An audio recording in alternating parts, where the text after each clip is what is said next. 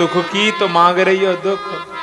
कुंती बुआ ने कहा कि कन्हैया जब तक दुख थे तब तक हमारे साथ में तुम थे, और आज केशव सुख आए हैं तो तुम जा रहे हो। कन्हैया आज हमारे जीवन में सुख आ गई तो तुम जा रहे हो। तो इसीलिए विपदः सन्तु न शश्वत, उस विपत्ति को भैया विपत्ति नहीं कहते हैं जिसमें भगवान का चिंतन बना रहे, और उस संपत्ति को संपत्ति नहीं कहते हैं जिसमें भगवान का विस्मरण हो जाए। सज्जनों, कहा कि कह हनुमंत विपत्ति प्रभु सोई, जब तब सुमिरन भजन न होई। अगर तुम्हारे जीवन में तुम भगवान का स्मरण नहीं कर रहे हो, भगवान का भजन नहीं कर रहे हो, तो भैया इससे बड़ी कोई विपत्ति नहीं आ सकती। सबसे बड़ी विपत्ति है भगवान का भजन न करना, और सबसे बड़ी संपत्ति है कितने भी दुख क्यों न रहे जीवन में, लेकिन हमें भगवान का स्मरण बना रहे। सज्जनों, भगवान ने अपनी द्वारका की यात्रा को स्थगित कर दिया। फिर एक दिन युधिष्ठिर ने देखा कि भगवान अशांत बैठे हैं, तो युधिष्ठिर जी ने पूछा कि प्रभु आपको याद आ रही है क्या द्वारका वासियों के?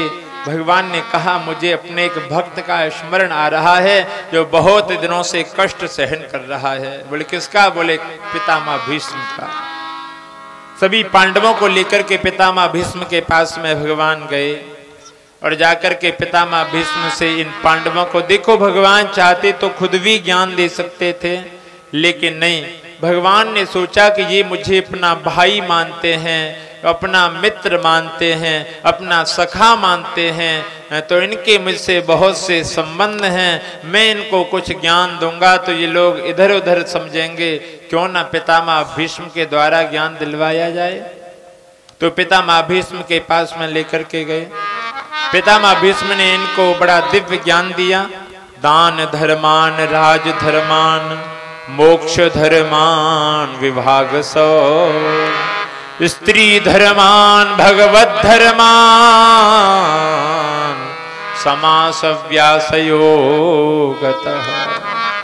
कह रहे हैं युधिष्ठिर, अगर तुम राजा बन जाओ तो भैया राजा बनने के बाद में दान करना बंद मत कर देना, राजा को दान करने वाला होना चाहिए।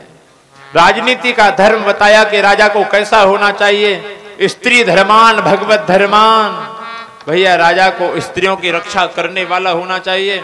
और जैसे ये बात कही कि राजा ऐसा हो जिसके राज्य में स्त्रियां सुरक्षित रहें, इस बात को सुनकर के वहां खड़ी हुई माता द्रौपदी हंसने लगी। बोली कि बाबा आज तुम्हें स्त्री धर्म याद आ रहा है, उस दिन भरी सभा में मेरी साड़ी खींची जा रही थी, मुझे नग्न किया जा रहा था, उस दिन तुम्हारा स्त्री धर्म कहाँ गया था? तब आपने मेरी रक्षा क्यों नहीं की थी? आज तुम स्त्री धर्म की बात करते हो। पितामह भीष्म ने कहा बेटी, तब मेरे शरीर में जो रक्त था ना, वो पांडवों के द्वारा कौरवों के द्वारा खाए गए नमक का रक्त था, और नमक का जो कर्ज होता है वो बहुत बड़ा कर्ज होता है।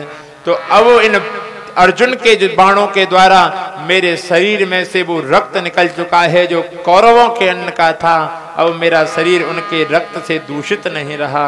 बेटी उस समय मैं कुछ न कह सका, लेकिन मैं आज राजा के धर्म बता रहा हूँ। पांडवों को ज्ञान देने के बाद में धीरे धीरे पांडवों से पूछा, क्यों तुम्हारे साथ में वो टेढ़ी टांग वाला नहीं आया, वो कन्हैया नहीं आया? अब तक भगवान पीछे ही छिपे हुए खड़े थे, अब भगवान जो है वो सामने आ गए। बोले कहो क्या बात है, आपको ठीक कर दिया जाए, आपका उपचार करवा दिया जाए। बोले नहीं नहीं, मैं कुछ मांगना चाहता हूँ। बोले मांगो, क्या मांगना चाहते हो? बोले प्रभु जब तक मेरे शरीर में से प्राण निकले तब तक मुझे आपका दर्शन होता रहे। भगवान ने कहा। के बाद में परीक्षित जी महाराज के सर पर जो मुकुट है वो कोई साधारण मुकुट नहीं है, वो जरासंध का मुकुट है, जिसको मार करके भीमसेन ने इसको ग्रहण किया था, और ये पांडवों के कोष में रखा हुआ था। इस मुकुट को परीक्षित जी ने धारण कर लिया, और कलयुग को मौका मिल गया कि सोने में मेरा वास होता है, तो तुरंत इसने मुकुट में प्रवेश कर लिया। और कलयुग जब आता है तो सबसे पहले व्यक्ति की बुद्धि को बिगाड़ता है। सबसे पहले व्यक्ति की बुद्धि को बिगाड़ता है। जिसके ऊपर कलयुग आता है फिर उसकी बुद्धि काम कर्तुम अकर्तुम अन्यथा कर्तुम, भैया क्या करना है और क्या नहीं करना इसका निर्णय वो खो बैठता है। शिकार खेलने के लिए परीक्षित जी महाराज वन में गए तो मृगया खेलते खेलते बहुत दूर पहुंच गए। शमीक ऋषि के आश्रम पर गए, भूख लग रही है, प्यास लग रही है। महात्मा जो हैं वो समाधि में बैठे हुए हैं। तो इन्होंने कहा बाबा हमें जल दे दीजिए पीने के लिए, लेकिन संत समाधि में कहां से बोले। इसने कहा अच्छा, राजा जो है होता है वो भगवान का स्वरूप होता है, राजा तुम्हारे द्वार पर आया है और तुम बोल नहीं रहे हो, ढोंग करके बैठे हो। अब तो कलयुग है ना बुद्धि में। इसने तुरंत मरा हुआ सर्प उठाया और महाराज शमीक के गले में डाल दिया, वो चला गया। उसके बाद में शमीक ऋषि के शिष्य इस घटना को देख रहे थे। उन्होंने जाकर के शमीक ऋषि के पुत्र श्रृंगी को बता दिया और श्रृंगी ऋषि ने तुरंत नदी का जल अपने हाथ में लिया और तुरंत श्राप दे दिया कि हे नदियों, हे पर्वतों, हे वनों, हे उपवनों, मैं तुम्हें आज साक्षी मान करके जिस इति लंघित मर्यादम तच्छ सप्तमे हनि, जिसने इस मर्यादा का लंघन किया है, जिसने मेरे पिता के गले में मरा हुआ सर्प डाला है, आज से 7वें दिन उसे तक्षक नाम का सर्प डस लेगा, उसकी मृत्यु हो जाएगी। श्राप दे दिया और श्राप देने के बाद में भैया तुरंत रोते रोते पिताजी के पास में गए। और इधर जैसे ही शमीक ऋषि की समाधि खुली, पूछा बेटा क्यों रो रहे हो। बताया पिताजी अमुक अमुक कोई राजा आया था, आपके गले में सर्प डाल करके चला गया था, लेकिन मैंने श्राप दे दिया है। शमीक ऋषि ने ध्यान लगा करके देखा, बोले अरे बेटा महाराज परीक्षित आए थे, मैं उनका सत्कार ना कर सका बेटा, लेकिन तुमने श्राप गलत दे दिया। ऐसे राजा फिर प्राप्त नहीं होते हैं, ऐसे राजा हिदा कदा ही मिलते हैं। तुरंत अपने गौरमुख नाम के शिष्य को बुलाया और कहा जाओ राजा को बता करके आओ, राजा तुम्हें 7 दिन में मरने का श्राप लग गया है। और उधर भैया परीक्षित जी महाराज ने अपने मस्तिष्क से मुकुट को उतार दिया है और स्मरण आया, अरे मैंने किसी संत का अपमान कर दिया। और जाकर के जैसे ही गौरमुख ने कहा, प्रभु आपको राजन 7 दिन में मरने का श्राप है।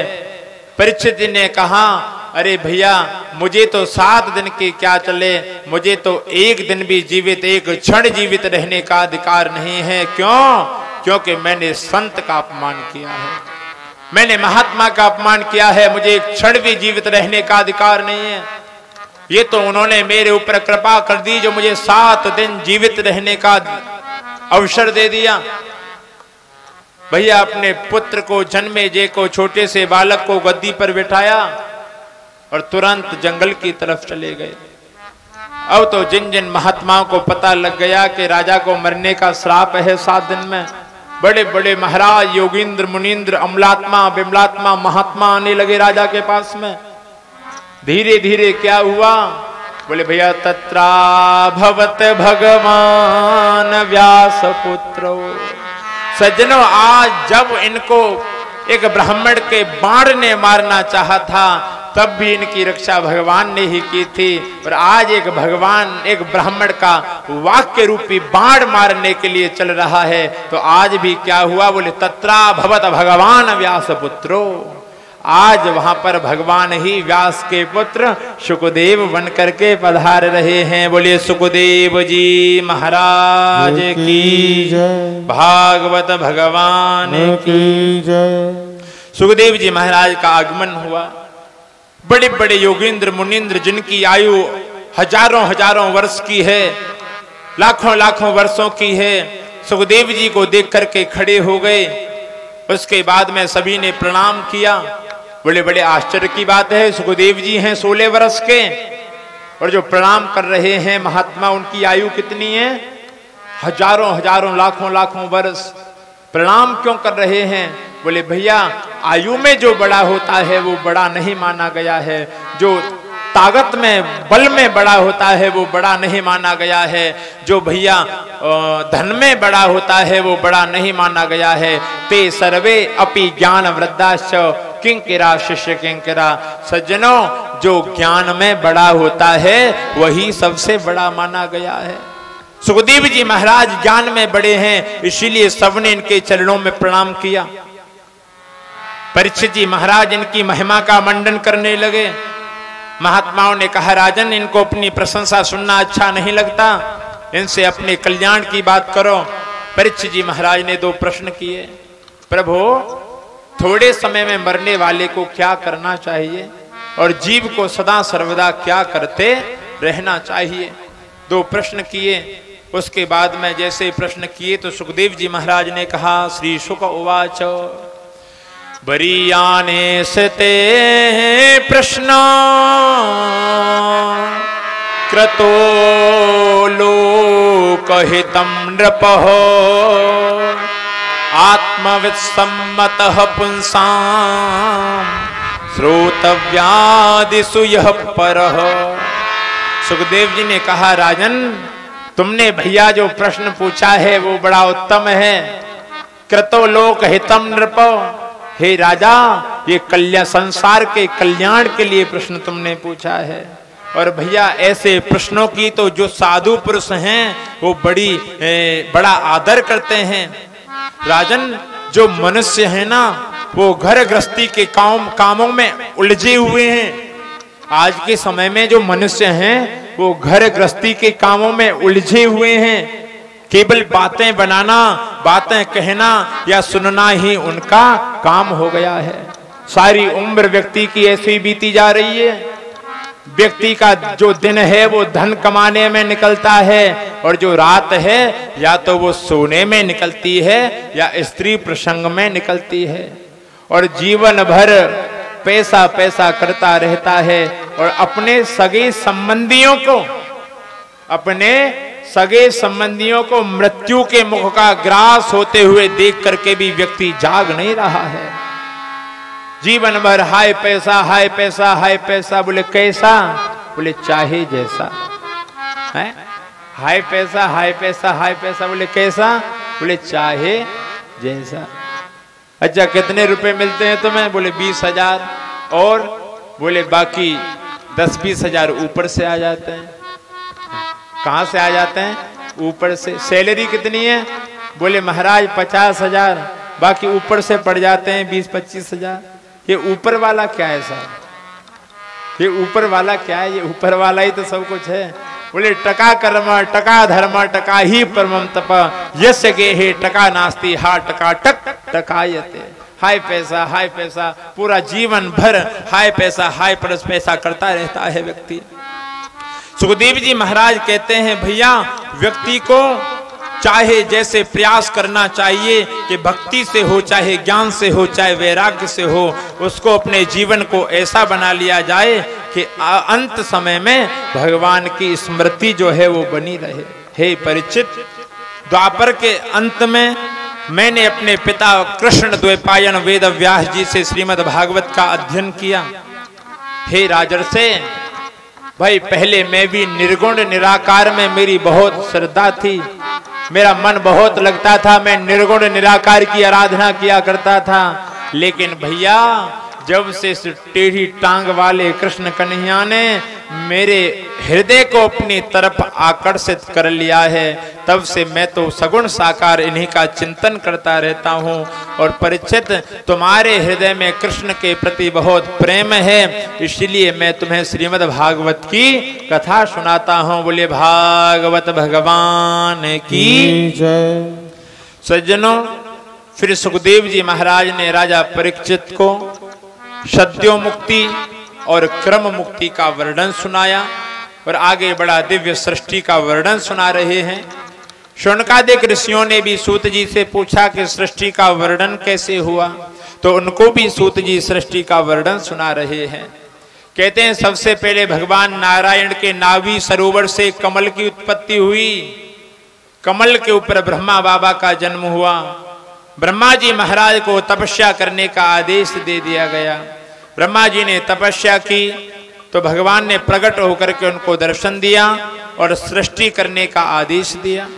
तो ब्रह्मा जी महाराज ने सृष्टि की रचना की तो सबसे पहले 4 बालकों को, 4 पुत्रों को जन्म दिया, शनक, सनंदन, सनातन और सनत कुमार। कहा बेटा जाओ सृष्टि की रचना करो। इन बालकों ने कहा पिताजी हम नहीं करेंगे, हम ग्रस्त को प्रवेश नहीं करेंगे, हम तो भगवान का भजन करेंगे।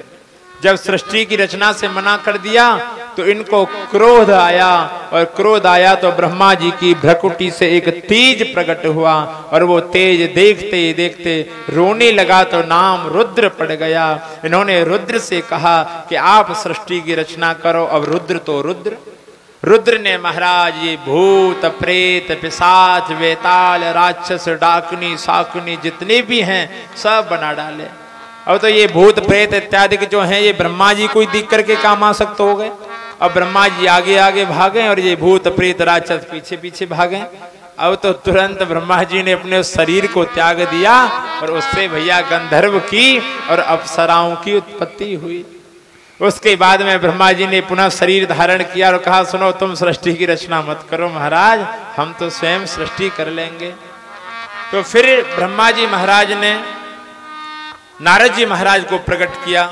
सृष्टि की रचना से नारद जी ने भी मना कर दिया। फिर दाएं भाग से मनु जी महाराज और बाएं भाग से मां शत्रुपा को प्रकट किया। सृष्टि की आज्ञा दी विस्तार की।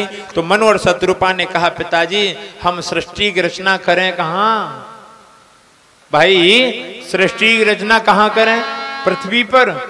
बोले पृथ्वी तो समुद्र के अंदर डूबी हुई है, पृथ्वी को तो विष्टा के महल में हिरण्याक्ष ने छिपा रखा है, उसे निकाल करके तो कोई लावे। तो ब्रह्मा बाबा विचार कर रहे थे।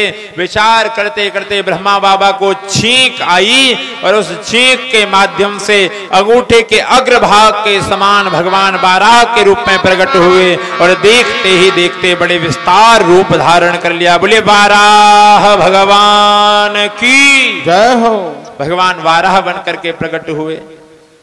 अब तो नारद जी महाराज के पास में ये जो हिरण्याक्ष है ना, इससे लड़ने के लिए कोई तैयार नहीं होता है, इसकी भुजाओं में बहुत बल है। तो ये एक दिन नारद बाबा को इसने पकड़ लिया। बोले भाई नारद जी तुम हमसे युद्ध करो। नारद जी बोले भैया सुनो, हमको युद्ध करना नहीं आता है, हमको लड़ना नहीं आता, लेकिन बेटा लड़ाना बहुत बढ़िया आता है, हमको लड़ना नहीं। अच्छा देखो नारद जी एक ऐसे संत हैं जिनकी महाराज दैत्यों के यहाँ भी पूजा होती है और देवताओं के यहाँ भी पूजा होती है। एक दैत्य ऐसा नहीं है जिसके यहाँ नारद जी की पूजा ना होती हो, चाहे भौमासुर हो, बाणासुर हो, जलंधर हो, रावण हो, कोई भी हो, सब नारद जी की पूजा करते हैं। नारद जी कहते हैं हमको लड़ना नहीं आता लेकिन लड़ाना बहुत बढ़िया आता है। ऐसे होते हैं ना कुछ लोग जिनको महाराज जिनका काम ही लड़ाने का होता है। एक कोई गांव था तो उस गांव में एक पंडित जी थे। तो उस गांव में क्या हुआ कि एक पति पत्नी थे, उनमें दोनों में बहुत प्रेम था आपस में, दोनों कभी नहीं लड़ते थे। तो किसी ने पंडित जी से कहा भाई पंडित जी आप सब काम कर सकते हो लेकिन एक काम नहीं कर सकते। बोले क्या नहीं कर सकते भैया? बोले आप उन दोनों को लड़ा नहीं सकते, और किसी से कोई काम कराना हो तो उससे ये और कह दो कि तुम ये तो कर ही नहीं सकते, तुमसे होगा ही नहीं, तुम कर ही नहीं पाओगे। अब तो ये 2-4 बार कह दिया तो उन्होंने कहा नहीं नहीं हम कर सकते हैं। बोले तो करके दिखाओ। वो दोनों आपस में लड़ेंगे ही नहीं। पंडित जी बोले सुनो हम लड़ाएंगे, कैसे नहीं लड़ाएंगे, देखते हैं। उसके बाद में क्या हुआ, पंडित जी ने देखा मौका देखा कि जो उसका पति था महाराज वो बाहर गया। तो बाहर जाते उससे बोले अरे भाई इधर कहाँ जा रहा है? उसने कहा पंडित जी राम राम। बोले राम राम। कहाँ जा रहा है? बोले जा रहा हूँ काम करने के लिए। बोले सुन आज हमने बेटा एक बड़ी अच्छी बात ध्यान लगा करके हमने देखा है तेरे विषय में कुछ जानने के लिए। बोले क्या? बोले बेटा जिससे तेरा ये विवाह हुआ है ना, जो तेरी बहू है। बोले हाँ। बोले बेटा ये पिछले जन्म की नागिन है। बोले नागिन के हाँ। और सुन आज रात को ये तुझे डसेगी। बोले डसेगी? हाँ पक्का कह रहा हूं, आज रात को ये तुझे डसेगी। तो महाराज बचने का कोई उपाय नहीं है? बोले अरे हम पंडित हैं, सब उपाय जानते हैं, जिसकी कुंडली में ग्रह खराब हो हम उसके ग्रहों को ठीक कर देते हैं। क्या उपाय बचने का? बोले बेटा जब तू सोए तो अपनी कमर के ऊपर नमक रगड़ करके सो जाना, नमक लगा करके सोइयो भैया, नहीं तो आज तुम मारा जाएगा। बोले ठीक है महाराज। इधर पंडित जी जो हैं ये तो चला गया, इसके घर पहुंच गए तो इसकी पत्नी कहती है कि गुरुजी प्रणाम। बोले राधे राधे। अरे पंडित जी आज कैसे आना हुआ? अरे बेटा क्या बताएं, हमने बड़ा ध्यान लगा करके देखा हमने तेरे बारे में। अरे तेरा विवाह जिसके साथ में हुआ है ना, ये पिछले जन्म में गधा था। बोले गधा के? हाँ, एक सेठ के यहाँ नमक ढोता था और बेचारा इतना नमक इसके ऊपर लाद दिया कि नमक ढोते ढोते ढोते ढोते इसकी मृत्यु हो गई। सुन, इसकी कमर में से आज तक नमक का स्वाद नहीं गया। आज रात को जब ये आए तो इसकी कमर को चाट करके देख लेना, आज भी तुझे नमक का स्वाद मिलेगा। अब तो महाराज कह करके चले गए। उसके बाद में अब इन दोनों की भावनाएं बदल गई। अब जैसे ही वो घर में घुसा तो इसने देखा, ओहो पिछले जन्म का गधा है, गधा आ गया, किससे मेरा पाला पड़ गया। रे मेरा विवाह तो गधा के संग में हो गया, ये तो गधा है, पिछले जन्म का गधा आ गया। भैया जैसे ये सोच रहे गधा, अब ये देख रहा है, ओहो नागन फुसकार मार रही है, आज तो डसेगी, आज न छोड़े महाराज, क्रोध में है नागिन पूरे में। अब तो जैसे ये सोया तो इसने सोते समय एक डंडा रख लिया अपने पास में। क्या रख लिया? डंडा। बोले नागिन खाएगी तो वहीं लठ से कूट दूंगा। अब भैया जैसे ही रात हुई, वो देखो भावना बदल गई, वो सोच रही है गधा है, वो कह रहा है नागिन है। देखते ही देखते भैया जैसे ही इसने इसकी जो टी-शर्ट है या बुरशट इत्यादि है, उसे जैसे ही शर्ट को ऊपर उठाया, बोले ओहो नागिन डसने का विचार बना रही है। जैसे ही जीव से चाटने लगी महाराज, उठाया लठ दे लठ दे लठ दे लठ। बोले अरे नागिन मुझे खाएगी। बोले अरे गधा है तू, पिछले जन्म का। फिर लड़ाने वाले तो लड़ाने वाले होते हैं, उनका क्या कहना साहब। तो ये समझिए नारद बाबा ने कहा सुनो भैया, लड़ने का काम हमारा नहीं है, हमारा काम क्या है? लड़वाने का। तेरी भुजाओं में ज्यादा खुजली हो रही है तो एक काम कर, जा तूने जिस पृथ्वी को छिपा करके रखा था उसको चोर चुरा करके ले जा रहा है, बचा सकता है तो बचा ले। हिरण्याक्ष गया, जाकर के वाराह भगवान से हिरण्याक्ष का बड़ा दिव्य युद्ध हुआ, बहुत समय तक युद्ध चला। फिर भगवान ने इसका कल्याण किया और पृथ्वी को विराजमान किया। शौनकादिक ऋषियों ने पूछा कि प्रभु आप तो ज्ञान के भंडार हैं, ये जो हिरण्याक्ष था ये कौन था?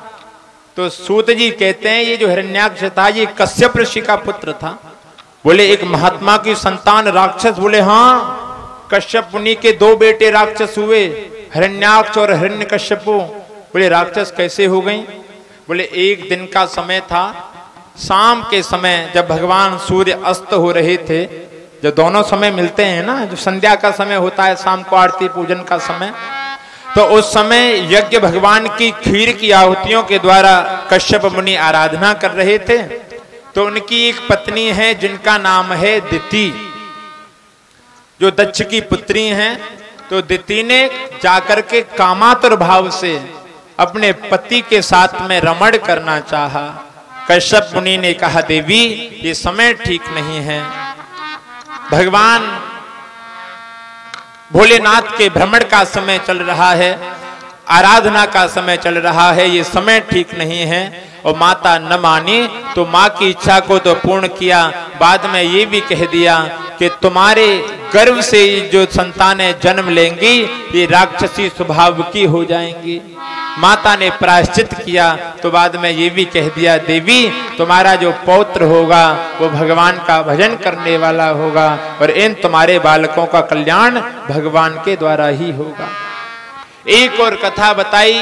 बोले ये जो बालक है ना, सूत जी कहते हैं ये जो बालक हैं ये हैं भगवान के द्वारपाल जय और विजय। इनको सनकादिक ऋषियों का श्राप लग गया, तब यही 3 जन्म के लिए राक्षस बन करके आए। पहले जन्म में हिरण्याक्ष और हिरण्यकश्यपु हुए, दूसरे जन्म में रावण और कुंभकर्ण हुए और तीसरे जन्म में भैया शिशुपाल और दंतवक्त्र हुए। सज्जनों, कभी भी संध्या के समय भोजन नहीं करना चाहिए। जब भगवान सूर्यास्त हो रहे हो ना तो उस समय कभी भी भोजन नहीं करना चाहिए, क्योंकि संध्या के समय भोजन करने से भैया रोग उत्पन्न होते हैं। संध्या के समय कभी सोना नहीं चाहिए, जो व्यक्ति संध्या के समय सोता है उसकी आयु क्षीण होती है। संध्या के समय कभी भी अध्ययन नहीं करना चाहिए। हाँ, पाठ की, कथा की, पूजा की बात अलग है। वैसे पढ़ाई से संबंधित जो काम है वो संध्या के सूर्यास्त के समय नहीं करना चाहिए। क्यों? उससे क्या होता है? उससे तुमने जो पहले स्मरण किया गया विद्या है, की गई विद्या है, उसका भी विस्मरण हो जाता है। और संध्या के समय कभी भी स्त्री प्रसंग नहीं करना चाहिए। क्यों? क्योंकि इससे जो संतानें जन्म लेती हैं वो राक्षसी स्वभाव की हो जाती हैं। लेकिन माता दिति की इच्छा को पूर्ण कर दिया। माता दिति ने इतना प्रायश्चित किया कि 100 वर्ष तक इन बालकों को जन्म ही नहीं दिया। इनके गर्भ में इतना तेज हो गया, इतना तेज हो गया कि देवताओं ने आकर के प्रार्थना की, मां इन बालकों को जन्म दीजिए। इन बालकों को जैसे ही जन्म दिया तो जन्म लेते ही महाराज इतने बड़े हो गए, इतने बड़े हो गए कि जो समुद्र है वो इनके घुटनों तक आता है। सूर्य और चंद्रमा इनकी कमर तक आते हैं। महाराज बहुत तरह के उल्कापात होने लगे। सज्जनों, ये बालक कोई साधारण नहीं है। इसके बाद में जय और विजय की कथा सुनाई। सज्जनों कहते हैं मनु जी महाराज ने फिर सृष्टि की रचना आरंभ की। मनु जी महाराज के 2 बेटे हुए और 3 बेटी हुई। उत्तानपाद और प्रियव्रत 2 पुत्र हुए, 3 बेटी हुई, आकुति, देवहूति और प्रसूति। सज्जनों, ब्रह्मा जी महाराज ने सृष्टि रचना का संकल्प किया तो उनके 10 पुत्र हुए। और उसके बाद में ब्रह्मा जी महाराज के मन से कर्दम ऋषि उत्पन्न हुए। और इधर मनु जी महाराज की पुत्री देवहूति और महात्मा कर्दम ऋषि की कथा प्रारंभ होती है। कर्दम ऋषि से सृष्टि रचना का ब्रह्मा जी ने आदेश दिया तो कर्दम ऋषि ने जाकर के गुजरात प्रदेश के अंदर एक सौराष्ट्र में बिंदुसार नदी के तट पर तपस्या की। तपस्या करने के बाद में भगवान ने प्रकट होकर के वरदान दिया। बोले, मांगो, क्या मांगना चाहते हो? तो इन्होंने कहा, प्रभु आपकी भक्ति मिल जाए, आपका मैं भजन करता रहूं। तो भगवान ने कहा, ठीक है, भक्ति मिलेगी, लेकिन तुम्हारी तपस्या से हम प्रसन्न हुए हैं, तुम्हारे घर हम पुत्र बन करके आवेंगे। बोलिए वृंदावन बिहारी लाल की जय। भगवान ने कहा, हम स्वयं तुम्हारे पुत्र बन करके आएंगे। उसके बाद में तुरंत मौका पाकर के मनु जी महाराज शतरूपा के साथ में अपनी देवहूति नाम की बेटी को लेकर के आए। कर्दम ऋषि ने इनके बैठने के लिए 3 आसन बिछाए। एक आसन पर मनु जी महाराज बैठ गए, एक आसन पर शतरूपा बैठ गए, तीसरा आसन जो बिछाया है देवहूति के लिए। देवहूति के मन में तो संकोच हो रहा है। क्यों? बोले, मेरा संबंध इनसे बनने वाला है, मेरे ये पति बनने वाले हैं और पति के द्वारा बिछाए गए आसन पर नहीं बैठना चाहिए। लेकिन एक आदेश भी हुआ है कि बैठो। अगर नहीं बैठूंगी तो पति की आज्ञा का उल्लंघन हो जाएगा, अगर बैठ गई तो अपमान है।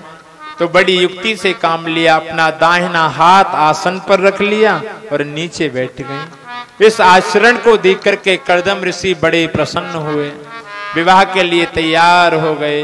बड़े विधि विधान से इनका विवाह कराया। विवाह कराने के बाद में सज्जनों, मनु जी महाराज और शतरूपा जी विदा करते समय बेटी को महात्मा के साथ भेजते समय बड़े दुखी हुए। देखिए, चाहे कोई भी पिता क्यों न हो, पूरे पिता विवाह में पिता प्रसन्न रहता है, पूरे विवाह में प्रत्येक व्यक्ति प्रसन्न रहता है। लेकिन कितना भी कठोर हृदय वाला पिता क्यों न हो, एक समय ऐसा आता है कि उस कठोर हृदय वाले पिता का हृदय भी टूट जाता है। जब बेटी विदा होती है, बेटी की विदाई हुई, देवहूति माता जो हैं, देवहूति जो हैं, उनका विवाह कर्दम ऋषि के साथ में हुआ तो कुटिया में जाकर के रहने लगी। मन मन में बड़ी प्रसन्न हो रही हैं कि आज मैं धन्य हो गई। क्यों? क्योंकि मुझे जो पति मिला है, जिनके साथ में मेरा विवाह हुआ है, वो बड़ा भगवान का भक्त है, वो संत के साथ में मेरा विवाह हुआ है, बड़ा तपस्वी मुझे पति मिला है। वो महाराज छोटी सी कुटिया है, उसी कुटिया में चूहे हैं, गिलहरी हैं, चिड़िया हैं, बिच्छू हैं, तरह तरह के जीव रह रहे हैं, लेकिन फिर भी माता देवहूति प्रसन्न है कि मुझे तो जो पति मिला है वो संत मिला है, संत के साथ में मेरा विवाह हुआ है। विवाह होने के बाद तुरंत कर्दम ऋषि तपस्या के लिए बैठ गए। महात्मा तपस्या कर रहे हैं तो माता देवहूति इनकी ऐसे ही सेवा कर रही हैं जैसे माता करके करती हैं। करें पितृभ्याम प्रतिष्ठे साध्वी पति मिंगित को विदा नित्य पर्यचरत प्रीत्या भवानी बभवम प्रभुम। जैसे मां भवानी पार्वती अपने स्वामी भगवान शंकर की सेवा करती हैं, ऐसे ही माता देवहूति भगवान अपने पति कर्दम ऋषि की सेवा करती हैं। बहुत वर्ष बाद में जब कर्दम ऋषि की समाधि खुली तो सामने देखा कि एक वृद्ध सी मां उनकी सेवा में लगी हुई है। कर्दम ऋषि ने कहा, देवी तुम कौन हो और यहाँ आश्रम पर इस निर्जन वन में क्या कर रही हो? माता देवहूति ने कहा, स्वामी मेरा तुम्हारे साथ में विवाह हुआ था, मैं तुम्हारी अर्धांगिनी हूँ। स्मरण कराया, बोले मैं तुम्हारी सेवा से प्रसन्न हो गया, मांगो क्या मांगना चाहती हो? देवहूति मैया ने कहा कि एक स्त्री अपने पति से क्या चाहती है? तुरंत आदेश दिया कि जाओ जाकर के सरोवर में स्नान करो। माता देवहूति ने सरोवर में स्नान किया तो महाराज स्वर्ग से हजारों हजारों वैश्याएं, बड़े दिव्याति दिव्य महाराज पराग लेकर के आईं और इनके शरीर को परागों के द्वारा नव यौवना बना दिया। ऐसा लग रहा है जब सरोवर से निकल रही हैं माता देवहूति तो 16 वर्ष की कोई कन्या निकल रही हो। उसके बाद में तपस्या के द्वारा अपने शरीर को यौवन बना लिया, तपस्या के बल पर कामुक विमान उत्पन्न किया। ये विमान ऐसा है कि जितनी भी घर गृहस्थी की आवश्यकता की वस्तुएं हैं वो सब विमान के अंदर हैं। बैठ करके बहुत वर्षों तक विचरण किया और 9 कन्याओं को जन्म दे दिया। 9 कन्याओं को जन्म दिया और कहने लगे, देवी अब हम घर को छोड़ करके जाना चाहते हैं। बोले क्यों, क्यों जाना चाहते हो? बोले नहीं, हमने संकल्प किया था ना कि तुम्हारे संतान जन्म ले लेगी तो घर को छोड़ करके चले जाएंगे। क्यों जाना चाहते हैं? क्योंकि जानते हैं कर्दम ऋषि, अगर तपस्या रूपी वृक्ष बढ़ करके बड़ा हो जाएगा और महाराज तो उस तपस्या रूपी वृक्ष पर भगवान रूपी फल कभी भी लग सकता है। कर्दम ऋषि जानते हैं कि काठ की ओट से काठ बचे नहीं और आग लगे तब दोनों को जारे। चूहा की ओट से चूहा बचे नहीं, बिल्ली परे तब दोनों को मारे। कि सियार की ओट से सियार बचे नहीं, सिंह परे तब दोनों को फारे। जीव की ओट से जीव बचे नहीं, जीव बचे हरि नाम पुकारे। भाई किसी काठ की लकड़ी में आग लग जाए और कोई बुद्धिमान बनकर के कहे, सुनो इस लकड़ी में आग लग गई तो 2-4 लकड़ी और डाल दो, तो आग बढ़ेगी कि बुझेगी? बढ़ेगी। कोई चूहा को बिल्ली मारने के लिए पीछे पीछे दौड़ रही है, भैया वो चूहा किसी दूसरे चूहा के बराबर में जाकर के छिप जाए और सोचने लगे बिल्ली आएगी तो इसे मारेगी, मुझे थोड़ी मारेगी। नहीं, बिल्ली परे तब दोनों को मारे। सियार की ओट से सियार बचे नहीं। कोई सियार है, पीछे शेर पड़ा हुआ है मारने के लिए, भैया वो सियार ये सोचने लग जाए कि शेर आएगा तो इस दूसरे सियार के बराबर में छिप जाता हूं, इसे मारेगा मुझे नहीं मारेगा, तो सिंह परे तब दोनों को फारे। शेर दोनों को मारेगा, छोड़ेगा नहीं। ऐसे ही जीव की ओट से जीव बचे नहीं, जीव बचे हरि नाम पुकारे। कोई भी जीव भैया किसी के द्वारा नहीं, अगर कल्याण होता है तो अपने भजन के द्वारा ही संभव है, अपने भजन से ही कल्याण होना है। तो उन्होंने कहा कि मैं वन में जाना चाहता हूं। देवती माँ बोली सुनो, मैं किसके सहारे जीवन यापन करूंगी? क्यों? बोले बेटियां तो पराया धन होती हैं, बेटियों का विवाह महात्माओं के साथ में कर दिया गया। 9 कन्याएं हैं, 9 ब्रह्मा बाबा के पुत्रों के साथ में विवाह हो गया। स्वामी मेरा जीवन किसके सहारे व्यतीत होगा? बोले को रूठे गो मेरे अंगना में, और किसको नाथ मनाऊंगी, को खेले गो मेरी गोदी में, जैसे अपनों समय बिताऊंगी। कोई मेरे आंगन में मुझसे रूठने वाला भी होना चाहिए, कोई मेरे आंगन में महाराज खेलने वाला भी होना चाहिए। अरे जिसे मनाते मनाते खिलाते खिलाते मेरा समय व्यतीत हो जाए। और कहने लगे, बोले जल बिन मीन बच बिन गैया, जल बिन मीन बच बिन गैया, जल बिन मीन बच बिन गैया, जल बिन मीन बच बिन गैया। बिन बेटा के, बिन बेटा के तड़पे मैया, जल बिन मीन बच बिन गैया, जल बिन मीन बच बिन गैया। हे स्वामी, जैसे जल के बिना जो मछली है वो तड़पती रहती है, जैसे बछड़ा के बिना जो गाय है वो तड़पती रहती है, ऐसे ही बिना बेटा के माँ भी तड़पती रहती है। बेटा का स्मरण तो मेरे आंगन में कोई खेलने वाला हो, तुरंत कर्दम ऋषि को स्मरण आ गया। अरे मुझे भगवान ने कहा था कि तुम्हारे घर में पुत्र बन करके आऊंगा। देवी वो शुभ समय आने वाला है जिस समय भगवान तुम्हारे यहाँ जन्म लेकर के आएंगे। सज्जन शुभ समय आया और भगवान कपिल के रूप में अवतार लेकर के आए। बोलिए कपिल भगवान की जय। कपिल बन करके आए। कर्दम ऋषि ने इनको प्रणाम किया और प्रणाम करने के बाद में वन में भजन करने के लिए चले गए। इधर देवहूति माता ने सोचा कि बहुत बढ़िया मौका है, भगवान ही पुत्र बन करके आए हैं। सुंदर सी चौकी लगाई, छोटे से बालक के रूप में भगवान कपिल को चौकी पर बिठाया। बिठाने के बाद में पूछने लगे, ज्ञान लेने लगे। तो दिव्य सांख्य शास्त्र का भगवान कपिल ने माता अपनी देवहूति को उपदेश दिया।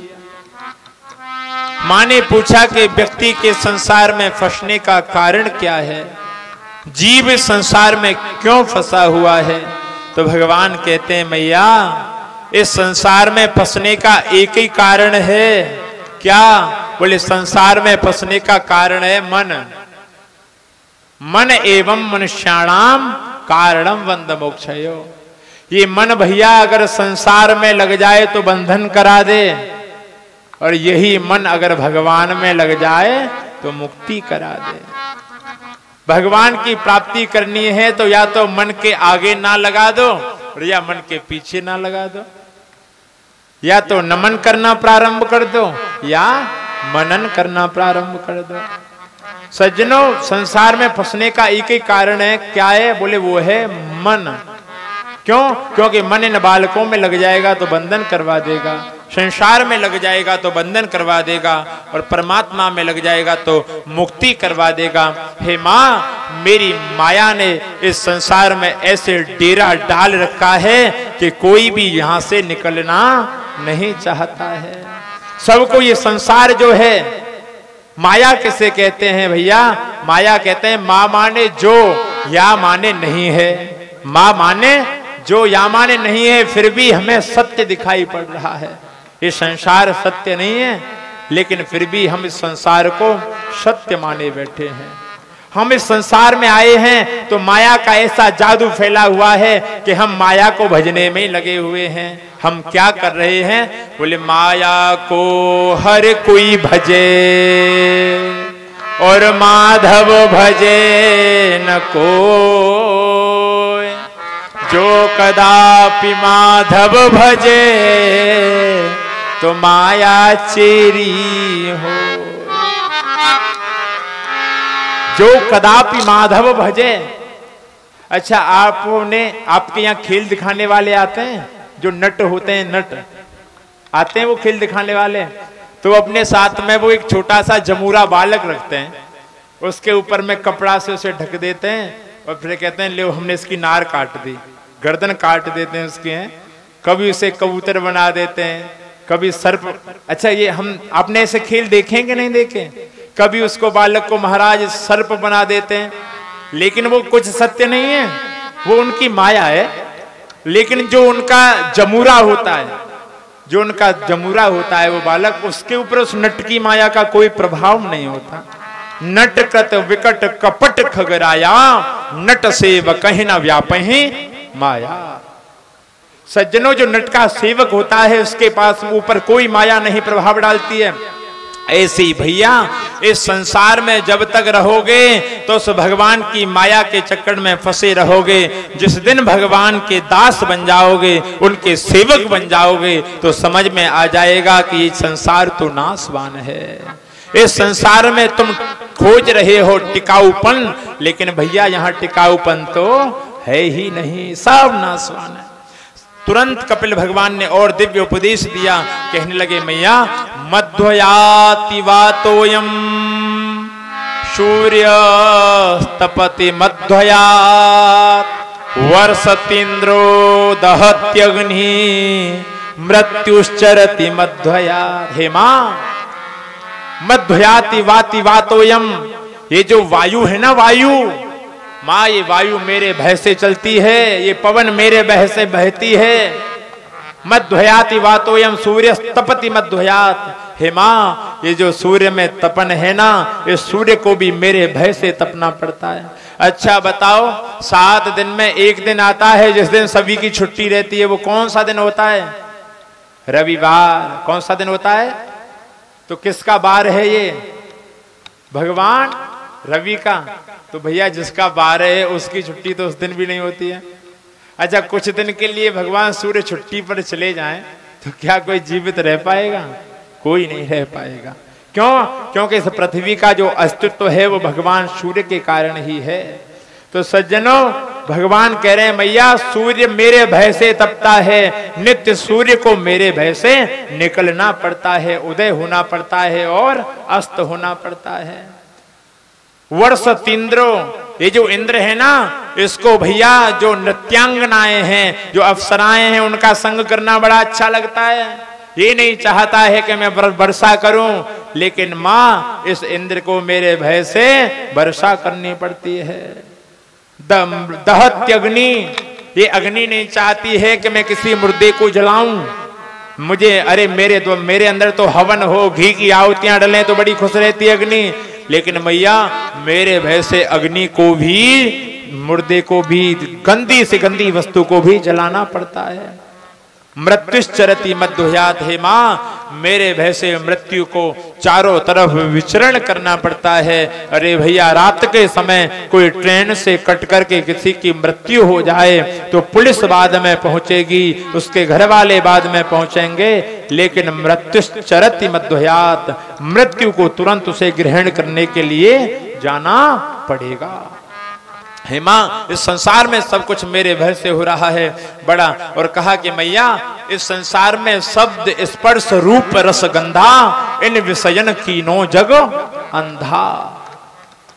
शब्द स्पर्श रूप रस गंध, इन विषयों ने व्यक्ति को अंधा कर रखा है। बड़ा दिव्य भगवान कपिल ने माता को उपदेश दिया, और उपदेश पाकर के जो माता देवती हैं वो महाराज सिद्धिदा नाम की नदी बन करके पिघल गईं। सिद्धिदा नाम की नदी बनकर के पिघल गई और भगवान कपिल जो हैं वो सागर में चले गए। गंगा सागर में आज भी भगवान का मंदिर बना हुआ है। आपने सुना होगा सारे तीर्थ बार बार गंगा सागर, सारे तीर्थ बार बार गंगा सागर एक बार। सज्जनों, गंगा सागर में भगवान कपिल का मंदिर बना हुआ है। उसके बाद में मनु जी महाराज की पुत्री प्रसूति का विवाह ब्रह्मा जी के पुत्र दक्ष से हुआ। इन्होंने सुंदर नेत्रों वाली 16 कन्याओं को जन्म दिया। अपनी छोटी पुत्री सती का विवाह ब्रह्मा जी के कहने पर दक्ष ने भगवान शंकर के साथ में कर दिया। इनके सती की कोई भी संतान नहीं हुई क्योंकि दक्ष ने भगवान के प्रतिकूल आचरण कर दिया। प्रतिकूल आचरण बोले, हाँ, ये जो दक्ष है ये भगवान से द्वेष मानता है, भगवान से द्वेष मानता है। जब दक्ष को प्रजा का अधिपति बनाया गया, बड़ी उपाधि मिल गई, तो इसको अभिमान आ गया। और भैया अभिमान तो किसी को भी आ सकता है। बड़ अधिकार दक्ष जब पावा, अति अभिमान हृदय तब आवा। नहीं को अस जन्मा जग माही, प्रभुता पाए ताए मद नाही। भाई किसी को प्रभुत्व मिल जाए और मद ना आए, बड़ा पद। अरे किसी के पास में 4-6 गाड़ियां होती हैं तो उसे अपनी गाड़ियों का अभिमान होता है। किसी के पास में थोड़ा बल होता है तो उसे बल का अभिमान होता है। किसी के पास में धन होता है तो उसे अपने धन का अभिमान होता है। किसी के पास में भैया ज्ञान होता है तो उसे अपने ज्ञान का अभिमान होता है। कोई सुंदर है तो उसे अपनी सुंदरता का अभिमान होता है। लेकिन जिसके पास में ये सब वस्तुएं हों उसका तो कहना ही क्या है। इसको बड़ा अधिकार मिल गया तो अभिमान आ गया। इसने स्वागत समारोह किया। समारोह करने के बाद में भैया उस समारोह में सभी आए, ब्रह्मा जी आए, भगवान शंकर भी आए। तो दक्ष प्रजापति जब अभिमान कर रहा है, सब स्वागत समारोह कर रहा है, तो सभा में प्रवेश दक्ष प्रजापति का हुआ। तो इसे देख करके सभी खड़े हो गए। लेकिन 2 ऐसे हैं जो दक्ष प्रजापति का प्रवेश हुआ तो खड़े न हुए। कौन? बोले ब्रह्मा जी महाराज, दूसरे भगवान शंकर। अच्छा देखो, इसने जो बड़े लोग जो होते हैं ना, वो कहीं जाते हैं तो सभी लोग भैया बड़े तो बड़े हैं, उनके पैर छूते हैं, प्रणाम करते हैं। तो वो ये नहीं देखते हैं कि हमारे पैर छू कौन कौन रहा है, वो तो ये देखते हैं कि हमारे पैर छुए किस किसने नहीं है। अब इसने ये नहीं देखा कि कितने लोग खड़े हुए, इसने तो ये देख लिया कि ये खड़े क्यों नहीं हुए। तुरंत भैया जाकर के सभा की मंच पर पहुंचा। तो जो सभा का अधिपति होता है उसे सबसे बाद में बोलने का मौका मिलता है। लेकिन दक्ष ने तो जाते ही बोलना प्रारंभ कर दिया। अरे जिनका ना कोई कुल है, न खानदान है, न सील है, अरे किसने उन्हें यहां बुलाया है? अरे अमंगल वेश वालों को किसने यहां बुला लिया? अरे नंगे वेश रहने वालों को किसने यहां बुला लिया? बड़बड़ाया जा रहा है, बड़बड़ाया जा रहा है, बड़बड़ाया जा रहा है। वहां पर बैठे थे महाराज श्रृंगी इत्यादि भगवान के गण। उन्होंने कहा, ए दक्ष, इतनी देर से बड़बड़ा रहा है, अरे जा, हम तुझे श्राप देते हैं कि तू मैं कर रहा है तो तेरे जो सर है वो बकरे का सर लग जाए। अब तो भैया इधर भृगु जी महाराज बैठे थे। भृगु जी ने कहा, अरे भाई ससुर दामाद का मामला है और ससुराल की गाली तो हर किसी को खानी पड़ती है, तुम बीच में बोलने वाले कौन हो? जाओ, हम भी श्राप देते हैं कि जो शिव के गण हैं वो पाखंडी हो जाएं। अब तो भैया इधर भृगु जी ने कहा, अब तो श्रृंगी इत्यादि गणों ने कहा, अरे भाई तुम हमें श्राप क्यों दे रहे हो? उन्होंने कहा, जाओ, हम भी तुम्हें श्राप देते हैं कि तुम जैसे ब्राह्मण भिखमंगे हो जाएं। भगवान बोले, अरे भैया ये स्वागत समारोह हो रहा है या श्राप समारोह? या स्वागत किया जा रहा है या श्राप दिया जा रहा है एक दूसरे को?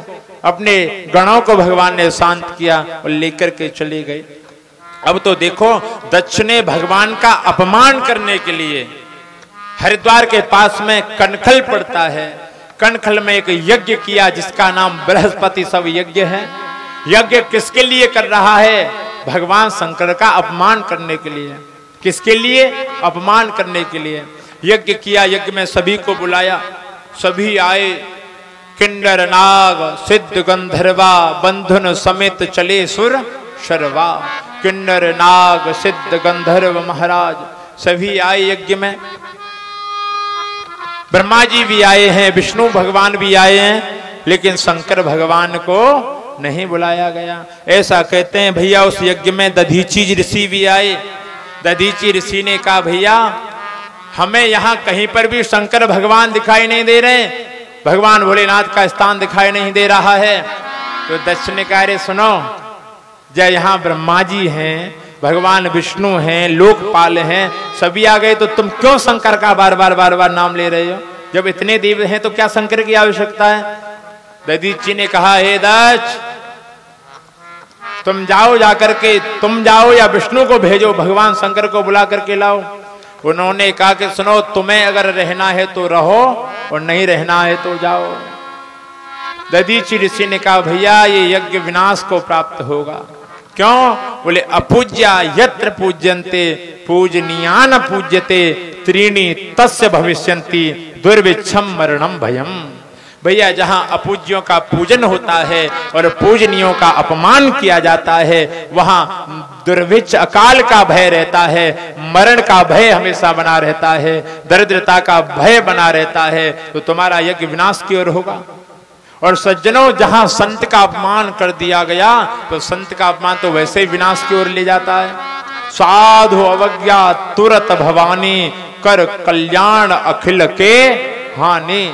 साधु अवज्ञा कर फल ऐसा जरई नगर अनाथ कर जैसा। कभी संत की अवज्ञा नहीं करनी चाहिए, कभी साधु की अवज्ञा नहीं करनी चाहिए। लेकिन आज महात्मा का जिस यज्ञ में संत का अपमान हो गया है, उससे क्या कल्याण होगा? वो यज्ञ कल्याण करने वाला नहीं हो गया। दधीची जो है वो श्राप देकर के चले गए। उधर भैया विमानों से देवता आ रहे हैं, तो विमानों से आते आते देवताओं जैसे विमानों को जाते जाते माता सती ने देखा, तो माता सती ने विमानों को देखा है। विमान सुंदर सुंदर सजे चले जा रहे हैं, तो अपने महाराज सेविकाओं से कहा कि ये विमान कहाँ जा रहे हैं? सती विलोके व्योम विमाना जात चले सुंदर विधि नाना। तो जैसे ही पूछा अपनी सखियों से कहाँ जा रहे हैं, तो सखियों ने कहा कि आपके पिता के यहाँ यज्ञ हो रहा है, आपके पिता के यहाँ यज्ञ हो रहा है।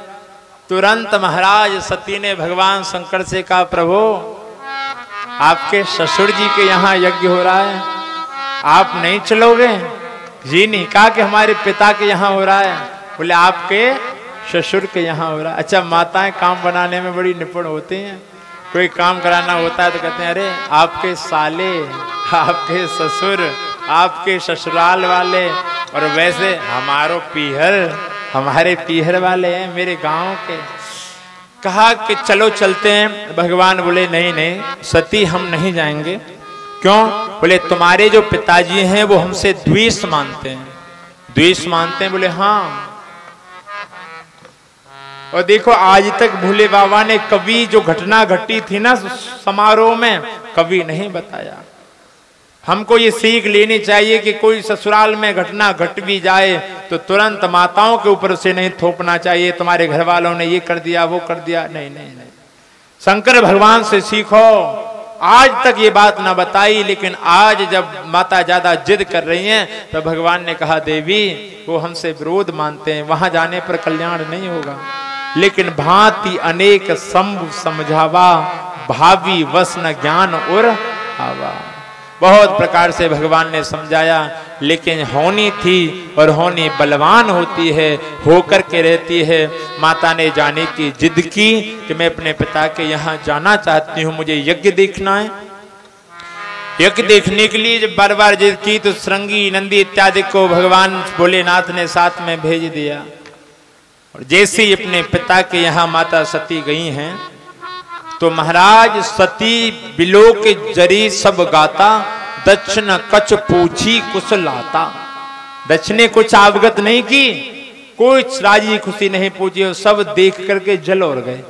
ले बिना बुलाए ये और चली आई। कह रहे सादर भले है मिली एक माता, भगिनी मिली बहुत मुस्काता। भैया जो माँ होती है ना, उसका हृदय इतना विशाल होता है। और सभी बेटियां आ गईं, लेकिन अभी तक मन में एक संशय है कि मेरी सती नहीं आई, मेरी सती नहीं आई। तो सती जैसे ही आई तो बड़ी प्रसन्न हुई, बोले बेटी मुझे विश्वास था कि मेरी बेटी जरूर आएगी, हृदय से लगा लिया। लेकिन भगिनी मिली बहुत मुस्काता। जो बहनें हैं वो बहनें तो देख करके हंसने लगी, अरे देखो देखो बिना बुलाए चली आई, देखो पर्वतों पर रहने वाली आ गई, नंगे के साथ में रहने वाली आ गई, बिना बुलाई चली आई, इसको निमंत्रण नहीं दिया गया था। अच्छा, अपना अपमान हुआ तो माँ सती सह गई। माँ सती ने कुछ नहीं कहा। लेकिन भैया जैसे ही सती जाए देखे जब यागा, कतहु न दीख शंभु कर भागा। सती ने जाकर के देखा कि यज्ञ में कहीं भी भगवान भोलेनाथ का स्थान ही नहीं है।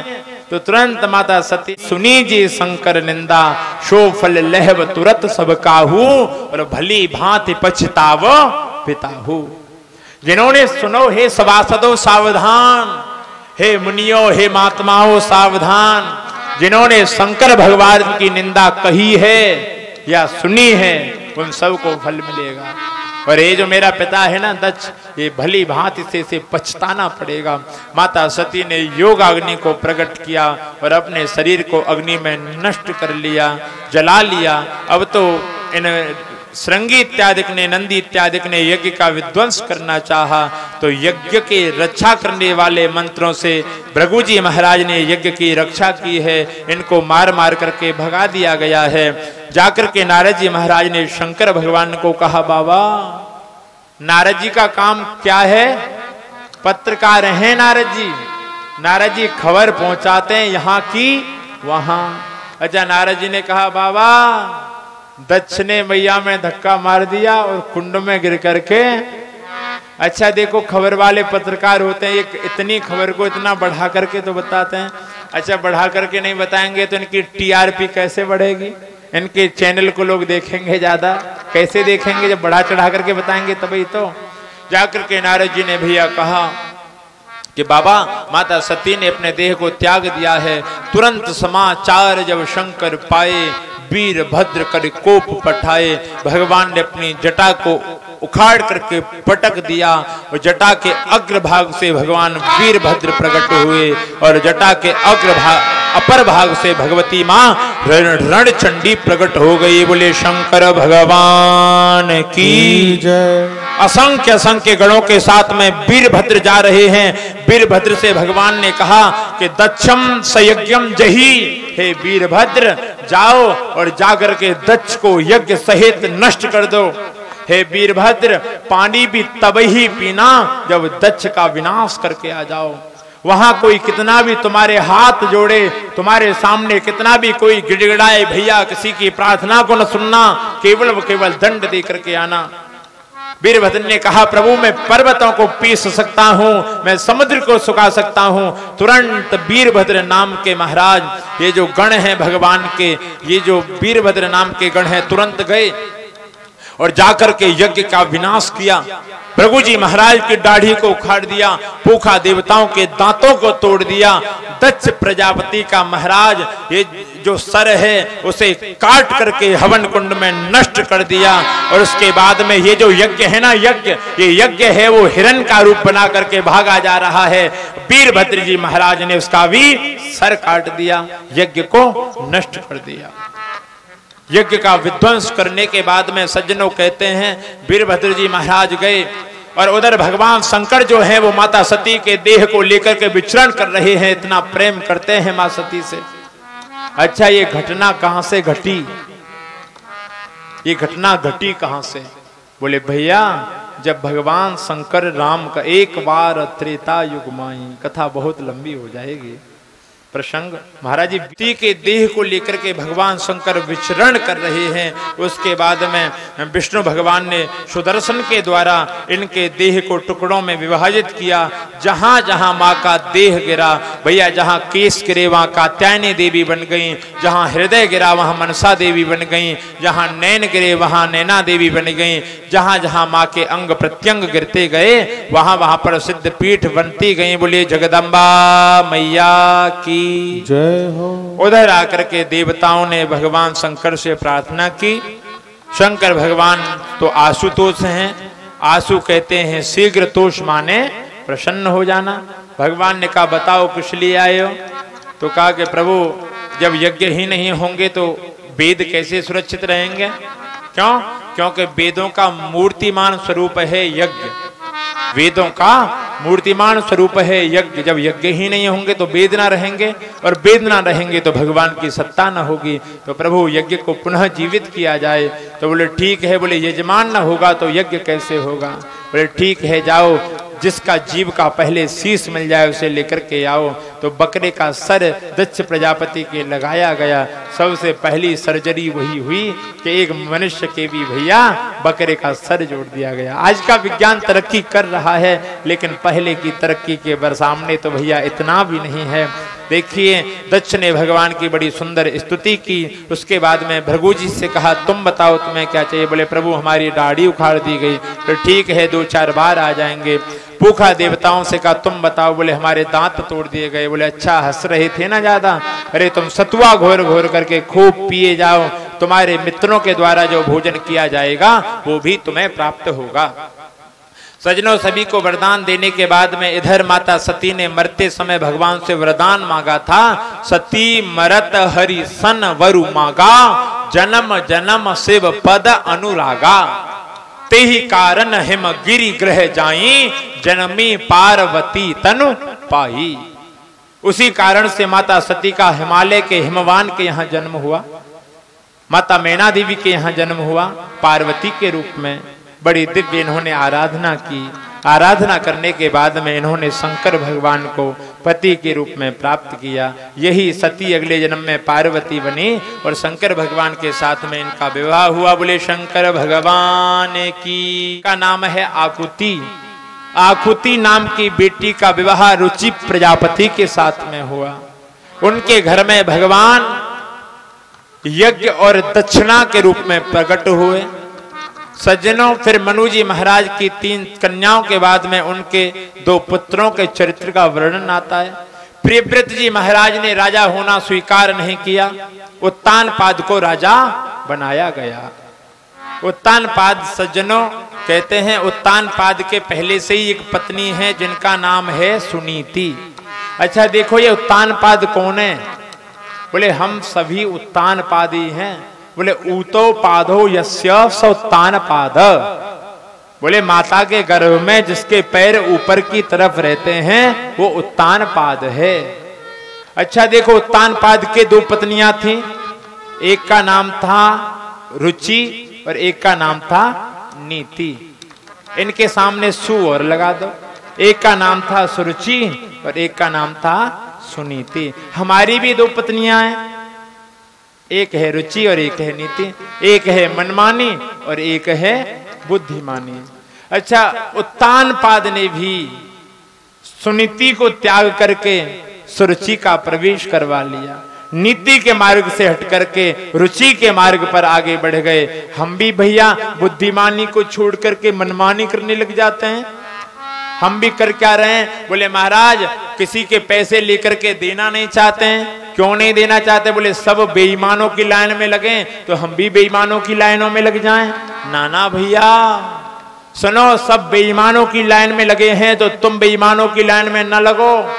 तुम अकेले भले खड़े रहना नीति के मार्ग पर, तो तुम्हारे घर में भी ध्रुव जन्म लेकर के आएंगे। और महाराज ध्रुव कहते हैं हमेशा सदा सर्वदा अटल रहने वाले को, ध्रुव कहते हैं दृढ़ रहने वालों को। और भैया जो सत्य के मार्ग पर नीति के मार्ग पर चलता है उसके यहाँ भी ध्रुव जन्म लेकर के आते हैं। देखो गुरुदेव भगवान कहते हैं व्यक्ति तब तक नहीं मरता है जब तक उसका नाम जीवित रहता है। कीर्तिर यस्य स जीविता। व्यक्ति की जो कीर्ति होती है ना, जब तक कीर्ति इस पृथ्वी पर है, उसका नाम जब तक पृथ्वी पर है, तब तक वो मरता नहीं है। जैसे बैरागी बाबा, क्या समझ रहे हो कि बैरागी बाबा का देह पूरा हो गया तो बैरागी बाबा चले गए? ना भैया, बैरागी बाबा आज भी आप सभी के हृदय में जीवित हैं। बैरागी बाबा आज भी महाराज आप सभी के द्वारा जीवित हैं। क्यों? क्योंकि आज भी आप बैरागी बाबा का स्मरण कर रहे हो ना, कहीं ना कहीं बताते हो ना कि ये गांव वो है जहां बैरागी बाबा हुए, ये गांव वो है जहां हरि बोल बाबा हुए, ये गांव वो है महाराज जहां स्वामी जी जैसे महाराज संतों ने जन्म लिया। ये गांव कोई साधारण नहीं है, ये संतों की परंपरा प्रारंभ हो गई। इस गांव में कैसे कैसे तपस्वी संत हुए। तो व्यक्ति कब तक नहीं मरता है? जब तक उसका नाम रहता है। बोले राम का नाम लेकर जो अमर नाम दुनिया में कर जाएंगे, राम का नाम लेकर जो मर जाएंगे, वो अमर नाम दुनिया में कर जाएंगे। राम का नाम लेकर जो मर जाएंगे, वो अमर नाम दुनिया में कर जाएंगे। राम का नाम लेकर जो मर जाएंगे, वो अमर नाम दुनिया में कर जाएंगे। ये न पूछो कि मर करके धर जाएंगे, ये न पूछो मर कर किधर जाएंगे, ये न पूछो कि मर करके धर जाएंगे, ये न पूछो मर कर किधर जाएंगे। वो जिधर भेज देंगे उधर जाएंगे, वो जिधर भेज देंगे उधर जाएंगे। राम का नाम लेकर जो मर जाएंगे, राम का नाम लेकर जो मर जाएंगे, वो अमर नाम दुनिया में कर जाएंगे, वो अमर नाम दुनिया में कर जाएंगे। अपनी मर्जी से हम नहीं आए यहाँ, अपनी मर्जी से हम नहीं आए यहाँ, उन्होंने भेजा तो हम चले आए यहाँ, प्रभु ने भेजा तो हम चले आए यहाँ।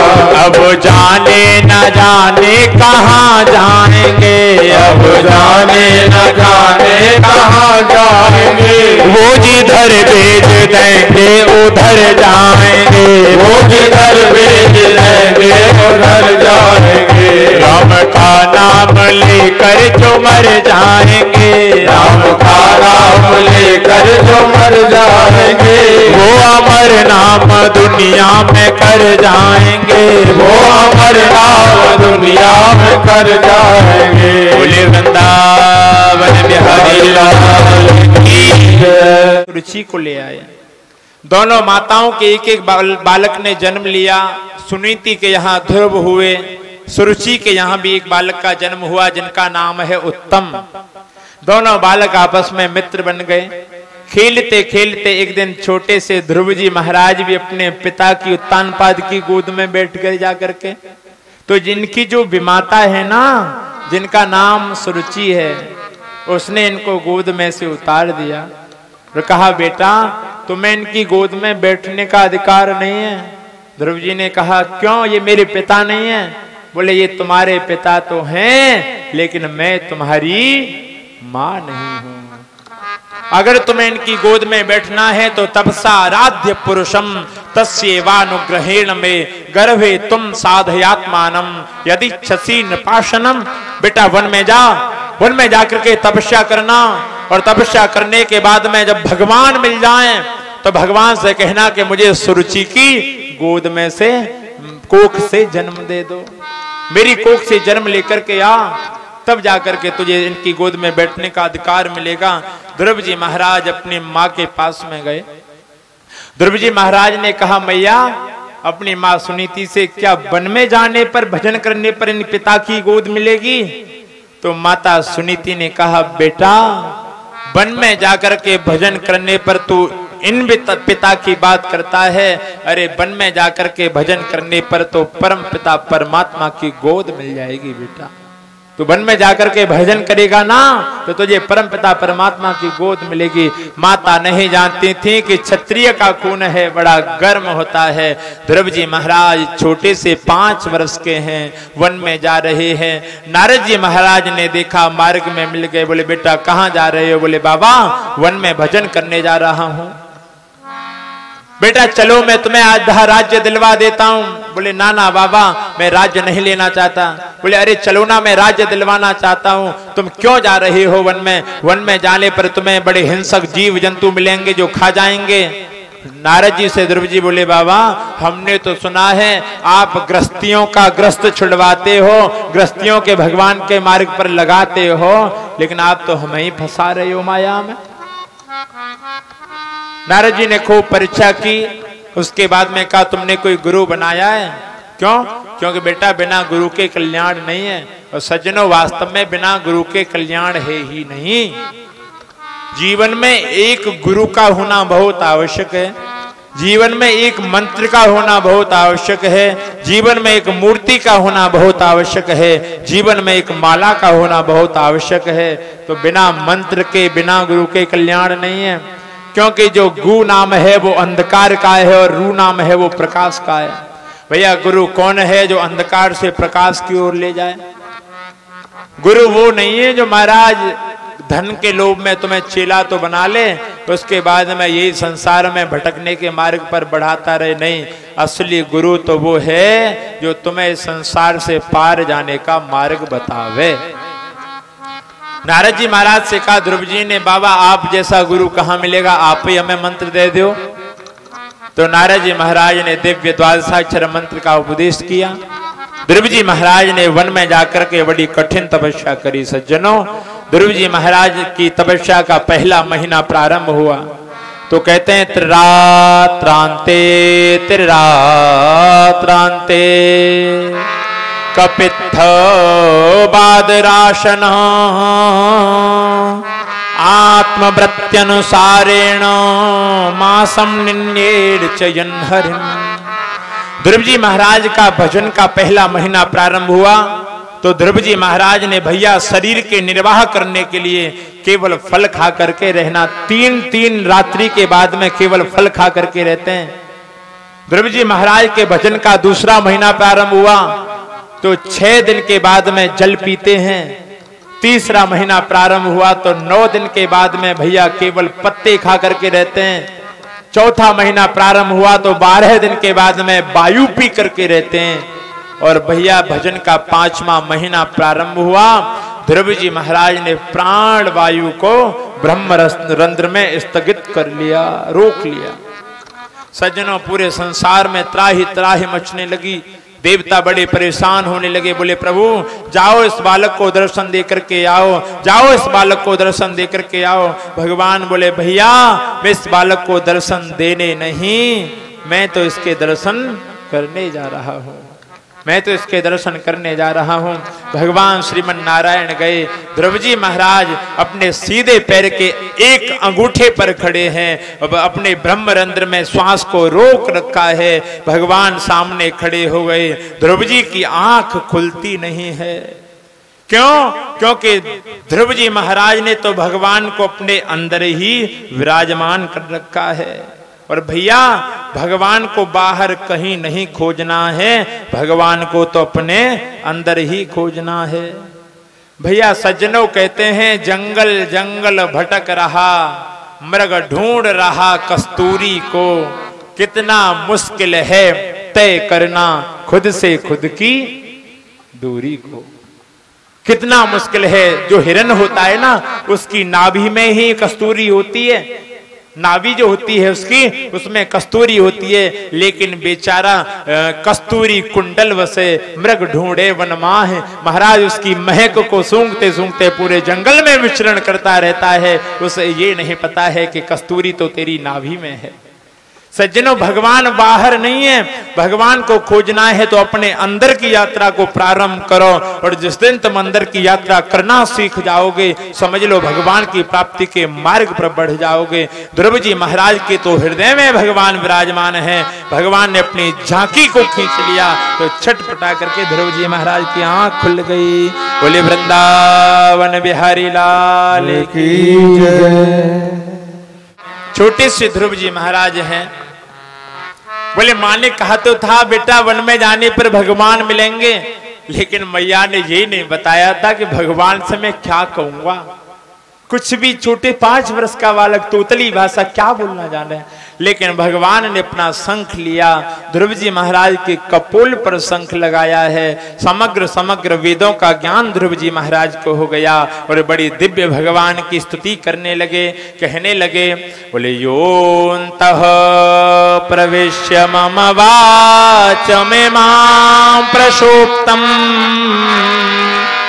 संजीवयत्यखिल शक्तिधर स्वधाम्ना अन्याश्च हस्तचरणा श्रवणा त्वगादीन् प्राणान्नमो भगवते पुरुषाय तुभ्यं।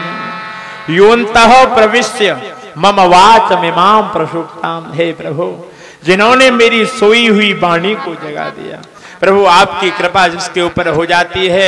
बोले मूकम करोति वाचालम पंगुम लंघयते गिरिम यत् कृपा तमहम वंदे परमानंद माधवम। भैया, जिसके ऊपर भगवान की कृपा होती है वो गूंगे भी वेदों को बोलने लग जाते हैं। जिनके ऊपर भगवान की कृपा होती है भैया वो लंगड़े भी पहाड़ों पर चढ़ जाते हैं। यत् कृपा तमहम वंदे, भगवान की कृपा जिसके ऊपर हो जाए उसे क्या नहीं मिल जाता है जीवन में। ध्रुव जी महाराज से भगवान ने कहा मांगो, क्या मांगना चाहते हो। ध्रुव जी महाराज ने कहा प्रभु मुझे तो केवल आपकी। ध्रुव जी महाराज से कहा कि मांगो, तो ध्रुव जी महाराज ने भगवान से विशेष कुछ आग्रह नहीं किया। तो उसके बाद में भगवान ने कहा भैया मैं तुम्हें आशीर्वाद देता हूं कि तुम 36,000 वर्ष तक इस पृथ्वी के एक छत्र सम्राट बन करके रहोगे, तुम्हें पृथ्वी का राज्य मिलेगा। ध्रुव जी महाराज को आशीर्वाद देकर के भगवान अंतर ध्यान हो गए। अब जैसे ध्रुव जी महाराज वापस जा रहे हैं तो मन में ग्लानि हो रही है, अरे भैया इतना बढ़िया मौका था, इतना बढ़िया अवसर था, लेकिन तुम चूक गए। सज्जनों, जाकर के जैसे ध्रुव जी महाराज अपने नगर में पहुंचे तो सबसे पहले ध्रुव जी महाराज किससे मिले? किससे मिले? अपनी विमाता से मिले, सुरुचि से मिले। बोले अगर ये मां न कहती तो भैया मुझे भगवान की प्राप्ति न होती। सज्जनों, भगवान श्री राम जब वन से लौट करके आए तो सादर भेंटे राम कैकेयी, मां कैकेयी से भगवान सबसे पहले मिले हैं। क्योंकि भगवान श्री राम को मर्यादा पुरुषोत्तम श्री राम बनाने में अगर किसी का सबसे ज्यादा हाथ है तो मां कैकेयी का है। सज्जनों, ध्रुव जी महाराज को वन में भेजने पे सबसे ज्यादा हाथ है तो माता सुरुचि का है। क्योंकि अगर सुरुचि वन में न भेजती तो भगवान न मिलते। ध्रुव जी महाराज ने बहुत वर्ष तक राज्य किया। इनके भाई उत्तम को यक्षों ने मार दिया तो ध्रुव जी महाराज ने निरपराध यक्षों की हत्या की। अपने दादा के कहने पर ध्रुव जी महाराज मान भी गए तो कुबेर ने इन्हें आशीर्वाद दिया। आशीर्वाद देने के बाद में इन्होंने भगवान की भक्ति मांगी। उसके बाद में ध्रुव जी महाराज विमान में बैठ करके जाने लगे तो मृत्यु देवी आई। मृत्यु देवी ने कहा कि प्रभु इस संसार में जो जन्म लेकर के आता है उसे मुझे तो स्वीकार करना पड़ता है, लेकिन अंतर इतना है आप जैसे संतों के चरणों की धूली जब मेरे सर पर पड़ती है तो मेरा भी जीवन जो है वो कृतार्थ हो जाता है। महाराज, जिस विमान में ध्रुव जी बैठने वाले थे उस विमान के बीच में थोड़ी सी दूरी थी तो मृत्यु देवी महाराज बीच में बैठ गए। कहा आप मेरे सर पर पैर रख करके विमान में बैठ जाइए। देखिए भगवान के भक्त मृत्यु के सर पर पैर रख करके जाते हैं। सज्जनों, ध्रुव जी महाराज विमान में बैठ करके गए। उधर ध्रुव जी महाराज ने विमान के में पार्षदों से कहा भैया रुक जाओ, मेरी माँ कहाँ है? तो तुरंत पार्षदों ने कहा कि जिसका बालक ध्रुव जैसा भजन करने वाला हो जाए, अरे ध्रुव जी आपसे पहले आपकी माँ को विमान में बिठा करके ले जाया जा रहा है। बोले वृंदावन बिहारी लाल की जय। सज्जनों, ध्रुव जी महाराज के पुत्र हुए जिनका नाम है उत्कल। उत्कल को वैराग्य हो गया, उन्होंने राजा होना स्वीकार नहीं किया, तो उत्कल के पुत्र वत्सल को राजा बनाया गया। आगे चल करके इसी वंश में एक राजा हुए अंग के यहाँ एक पुत्र हुआ बैन, जो बड़ा दुराचारी राजा था।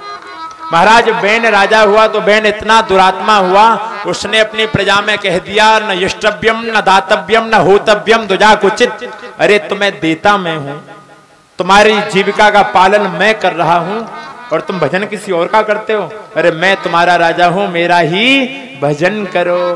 तो सज्जनों, महात्माओं ने कहा अरे ये बड़ा पापी है। हन्यताम ये सब पाप प्रकृति दारुणा, भैया मार डालो मार डालो। और संतों ने हुंकार भरी, उस पापी दुरात्मा बेन का महाराज कल वध कर दिया, कल्याण कर दिया। उसके बाद में बिना राजा के तो प्रजा दुखी रहने लगी। प्रजा दुखी रहने लगी तो पुत्रहीन विहीन बेन के शरीर का मंथन किया गया। तो महाराज उससे पृथुजी महाराज प्रकट हुए। बोले पृथुजी महाराज की जय। पृथुजी महाराज प्रकट हुए, जिनके नाम पर ही इस धरती का नाम पृथ्वी पड़ा। उन्होंने उबड़ खाबड़ पृथ्वी को समतल किया।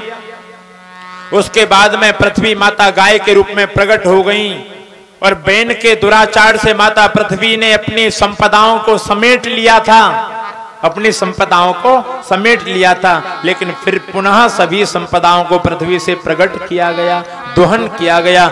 मनु जी महाराज को बछड़ा बनाया गया, हाथ में पात्र लेकर के धन धान्य को दोह लिया और पृथ्वी से फिर सब कुछ प्राप्त हो गया। बोले वृंदावन बिहारी लाल की जय। सज्जनों, आगे प्रियव्रत जी महाराज के चरित्र का वर्णन आता है। प्रियव्रत जी महाराज के रथ के पहियों से पृथ्वी के 7 द्वीप बन गए। जम्बू, प्लक्ष, क्रॉस, क्रांच, सालमली इत्यादि, पुष्कर इत्यादि के द्वीप बन गए। हम जो हैं, हम सभी जम्बू द्वीप में रहते हैं। जम्बू द्वीप में भी भारतवर्ष भरत खंड में रहने वाले हैं। तो सज्जनों कहते हैं प्रियव्रत जी महाराज के रथ के पहियों से जो टापू बने वो द्वीप बन गए, और जो महाराज लकीरें बनी वो समुद्र बन गए। 7 समुद्र बन गए, दूध का, दही का, गन्ने के रस का, खारे पानी का, मीठे जल का, घी का, ये 7 समुद्र बन गए। उसके बाद में ऋषभदेव जी महाराज का बड़ा पावन चरित्र आता है। ऋषभदेव जी महाराज ने कहा भैया गुरु न सस्यात्, स्वजनो न सस्यात्, पिता न सस्यात्, जननी न सस्यात्, देवम न तस्यान्न पतिश्च सस्यात्, न मोचयिद्य समुपेत मृत्युम। वो गुरु नहीं है जो तुम्हें संसार से पार जाने का मार्ग न दिखावे। वो पिता नहीं है भैया जो तुम्हें संसार से पार जाने का मार्ग न बतावे। वो माँ नहीं है जो तुम्हें संसार से पार जाने का मार्ग न दिखावे। बोले जाके प्रिय न राम वैदेही, तजिए ताए कोटि वैरी सम, यद्यपि परम स्नेही। तजो पिता प्रहलाद, महाराज जी, तजो पिता प्रहलाद, विभीषण बंधु भरत महतारी, बलि गुरु तजो। देखो गुरु सबसे बड़ा होता है, लेकिन अगर गुरु भी भगवान की प्राप्ति करने से रोक रहा है तो गुरु को भी त्याग देना चाहिए। करना क्या है? भगवान की प्राप्ति करनी है। ऋषभदेव जी महाराज ने अपने बड़े बेटे भरत को राजा बनाया। उन्हीं भरत जी महाराज के नाम पर हमारे देश का नाम भारत पड़ा। हमारे देश में भैया 3 भरत हुए, एक कर्मयोगी भरत, एक भक्ति योगी भरत और एक ज्ञान योगी भरत। सज्जनों, कर्मयोगी भरत हुए शकुंतला और दुष्यंत के पुत्र भरत। भक्ति योगी भरत हुए महाराज भगवान श्री राम के भाई भरत। और भैया ज्ञान योगी भरत हुए कौन? ऋषभदेव जी महाराज के पुत्र भरत। इन्होंने भी महाराज बहुत यज्ञ किए अपने जीवन में। यज्ञ करने के बाद में अपने बालकों को राजा बनाया। और देखो पहले किसी ने भी महाराज अपने संतानों को बड़ा होते ही घर में प्राण नहीं त्यागे। कोई राजा हुए या क्षत्रिय हो या ब्राह्मण हो, कोई भी हो, अंत में वानप्रस्थ को स्वीकार किया। भरत जी महाराज भी वन में गए, लेकिन वन में जाकर के भैया इनसे एक त्रुटि हो गई कि एक हिरण पर दया आ गई। एक हिरणी थी, गंडकी नदी के किनारे भरत जी भजन करते थे भगवान का। तो नेपाल में जो है ना गंडकी नदी, पहले अखंड भारत जो था, ये नेपाल महाराज और ये अपना बांग्लादेश इत्यादि सब भारत का ही तो हिस्सा था। ये पाकिस्तान इत्यादि ये सब अखंड भारत का हिस्सा हुआ करता था। तो सज्जनों, लेकिन जब जब दुरात्माओं के अत्याचार हुए तो सब बंटवारा होता चला गया। तो गंडकी नदी नेपाल में पड़ती है, जनकपुर भी नेपाल में ही पड़ता है, वो सब भारत का अंग हुआ करता था। तो गंडकी नदी के किनारे बैठ करके भरत जी भजन कर रहे थे भगवान का। तो एक हिरणी नदी में पानी पीने के लिए आई, गर्भवती थी बेचारी। तो एक शेर पीछे से दहाड़ लगाता हुआ आया, तो उसने नदी को पार करने के लिए छलांग लगाई। तो जैसे ही छलांग लगाई तो बेचारी का प्रसव बह गया। हिरण्य की तो मृत्यु हो गई, लेकिन वो बालक जो था वो बह करके जाने लगा। भरत जी महाराज इस दृश्य को देख रहे थे। अब देखो, कोई बच्चा बह करके जा रहा है। दया बिन संत कसाई, दया बिन संत कसाई, और दया करी तो आफत आई। दया बिन संत कसाई, दया करी तो आफत आई। अब दया नहीं होगी तो संत भी कसाई के समान है, लेकिन दया कर दी, उस बच्चे को ले आए। जो ध्रुव जी महाराज 60 माला नित्य गायत्री मंत्र किया करते थे, अब तो भैया उस बच्चे को पालन करने में धीरे धीरे धीरे धीरे मालाएं कम होती गईं। एक दिन वो आया कि ध्रुव जी महाराज भजन करते हैं, तो वो अपने नन्हे नन्हे पैरों से कमर को खुजलाने लग जाता है। तो महाराज उसे लेकर के गोदी में बैठा लेते हैं।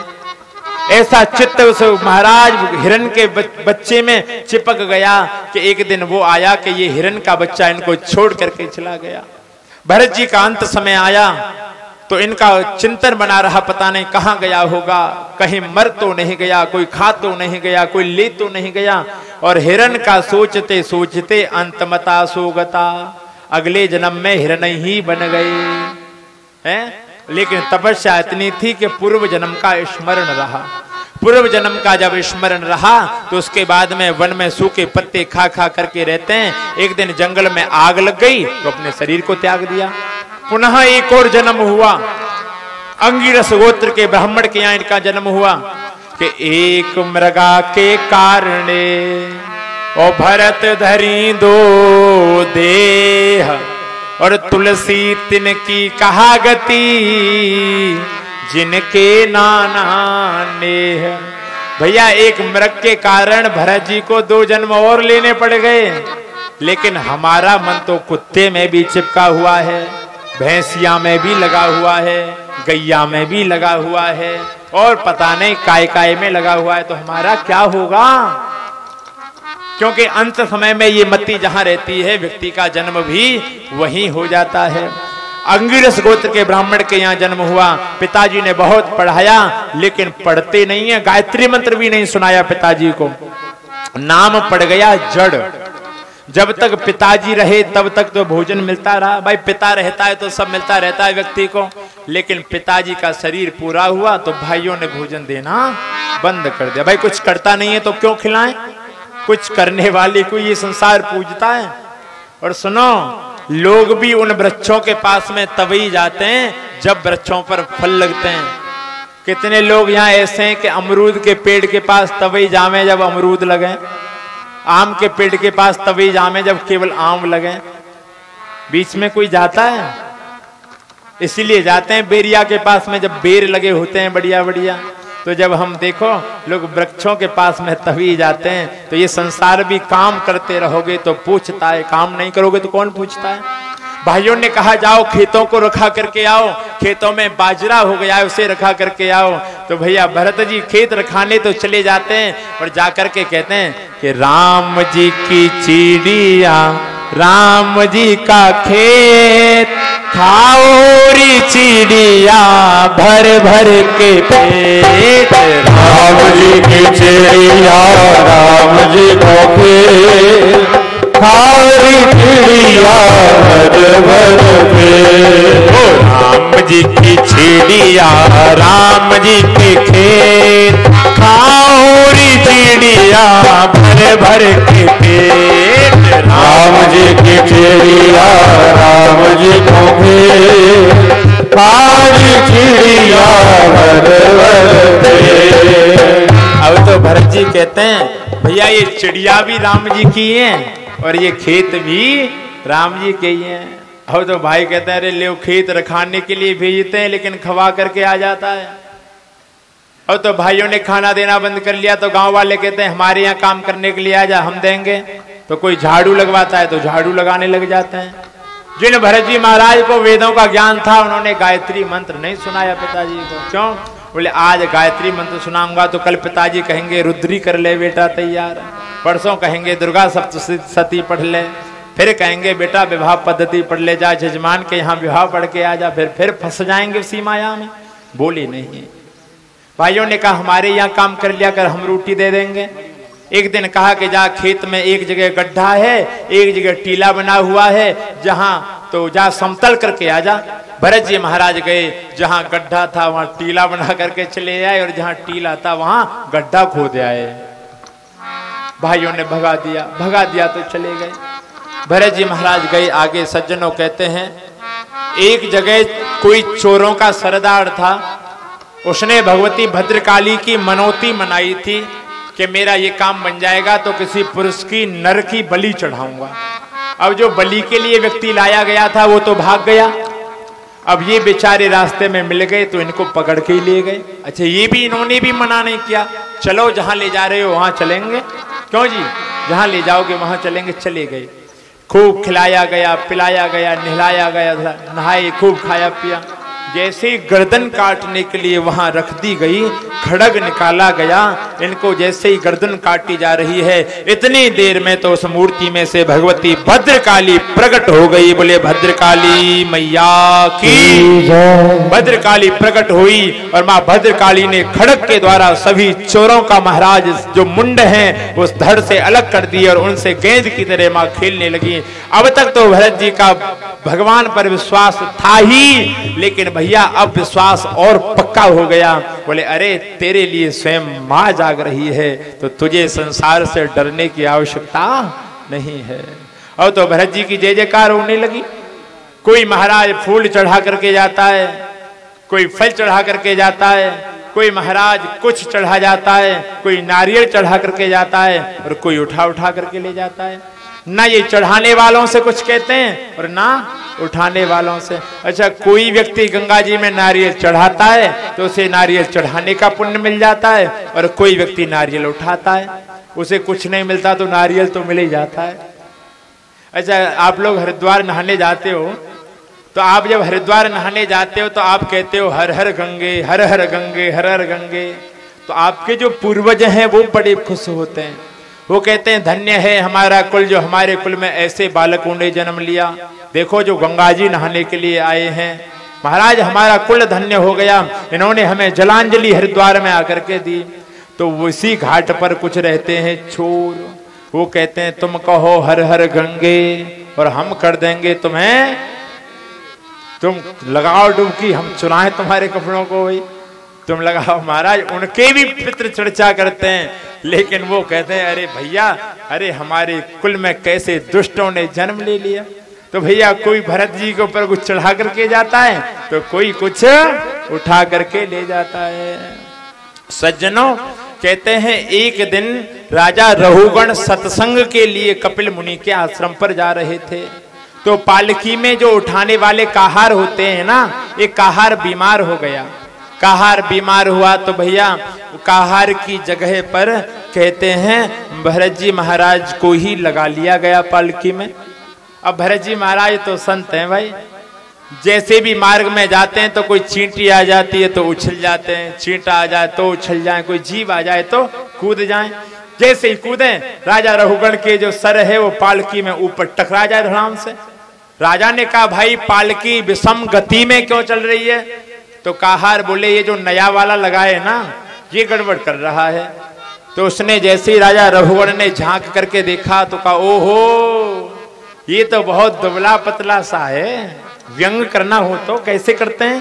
बोले अच्छा ये बहुत दुबला पतला सा है, इससे वजन कहाँ उठ रहा होगा? राजा रहुगण ने कहा सुन या तो तू सही ढंग से चल, नहीं तो मैं तेरी चिकित्सा करूंगा, तेरा इलाज करूंगा। भैया भरत जी महाराज से आज चुप नहीं रहा गया। बोले ये बात इतनी चुभ गई क्या, चुप जीवन भर बोले नहीं और आज बोल पड़े? बोले नहीं नहीं, बात नहीं चुभी। ये राजा रहुगण वही है जो हिरण बन करके इनके पास में आया था और आज आकर के राजा बन गया। भरत जी महाराज इसलिए बोले कि अरे भरत जैसे संत ने जिसे अपने कंधे पर उठाया हो, वो एक सत्संग करने के लिए जा रहा है पालकी में बैठ करके, लोग क्या कहेंगे कि जिसने भरत जैसे संत ने जिसे कंधे पर बिठाया वो फिर भी महाराज अज्ञानी बन करके रह गया। भरत जी बोले बताओ, मिट्टी के कहार, मिट्टी की पालकी, मिट्टी का राजा, और वो कहता है कि तेरा इलाज करूंगा, वो कहता है कि तेरा इलाज करूंगा। अब तो जैसे ये बात कही तुरंत रहुगण पालकी में से उतर गए, और जैसे ही उतरे तो उतरने के बाद में उनके कंधे पर कोई पुराना सा जनेऊ दिखाई दिया, जो कभी किसी ने डाल दिया होगा, जो पड़ा ही है तभी से। तो जनेऊ दिखाई दिया तो बोले प्रभु आप कोई ब्राह्मण तो नहीं हो?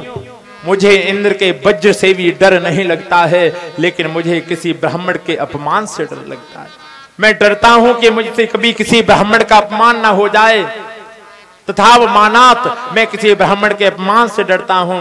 तो आप कोई ब्राह्मण तो नहीं हो? भरत जी बोले हाँ मैं हूं, बताओ। इन्होंने राजा रहुगण ने कहा अच्छा आप ये बात कह रहे हो कि मिट्टी का राजा है, मिट्टी की पालकी है, मिट्टी के कहार हैं, महाराज एक बात बताओ, क्या शरीर में पीड़ा नहीं होती है? क्या शरीर में पीड़ा नहीं होती है?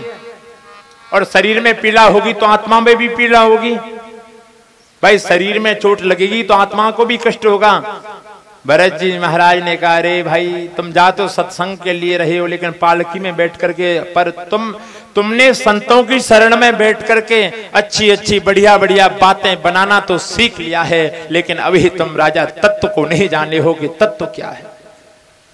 अरे राजा घटे विन्ने यथा कासा आकाशा यथा घटः, जैसे घड़े के अंदर राजा आकाश रहता है, जब तक आकाश घड़े के अंदर रहता है वो घटाकाश कहलाता है, और जब घड़ा फूट जाता है तो वही घड़ा घटाकाश पटाकाश में मिल जाता है। अच्छा बताओ, भरत रहुगण ने कहा कि प्रभु जैसे अग्नि जलाई किसी चूल्हे में, अग्नि के ऊपर कोई घड़ा रख दिया गया, अच्छा घड़ा रख दिया, उसके अंदर जल भर दिया गया, जल में चावल डाल दिए गए। अब बताओ अग्नि उसके घड़े के नीचे जलेगी तो पहले घड़ा गर्म होगा, फिर पानी गर्म होगा, तो बताओ चावल पकेंगे के नहीं पकेंगे? भरत जी महाराज बोले भैया उसी घड़े के अंदर कोई कंकड़ डाल दिया जाए, कोई पत्थर डाल दिया जाए तो बताओ वो गलेगा क्या, वो पकेगा? जो आकाश उस घड़े के अंदर है क्या वो गलेगा? दिव्य बढ़िया उपदेश राजा रहुगण को दिया। उसके बाद में सज्जनों कहते हैं रहुगण जी महाराज के ऊपर भरत जी महाराज ने कृपा की, भवाटवी का वर्णन बताया। मां गंगा का बड़ा दिव्य आगे वर्णन है, भारतवर्ष की महिमा है।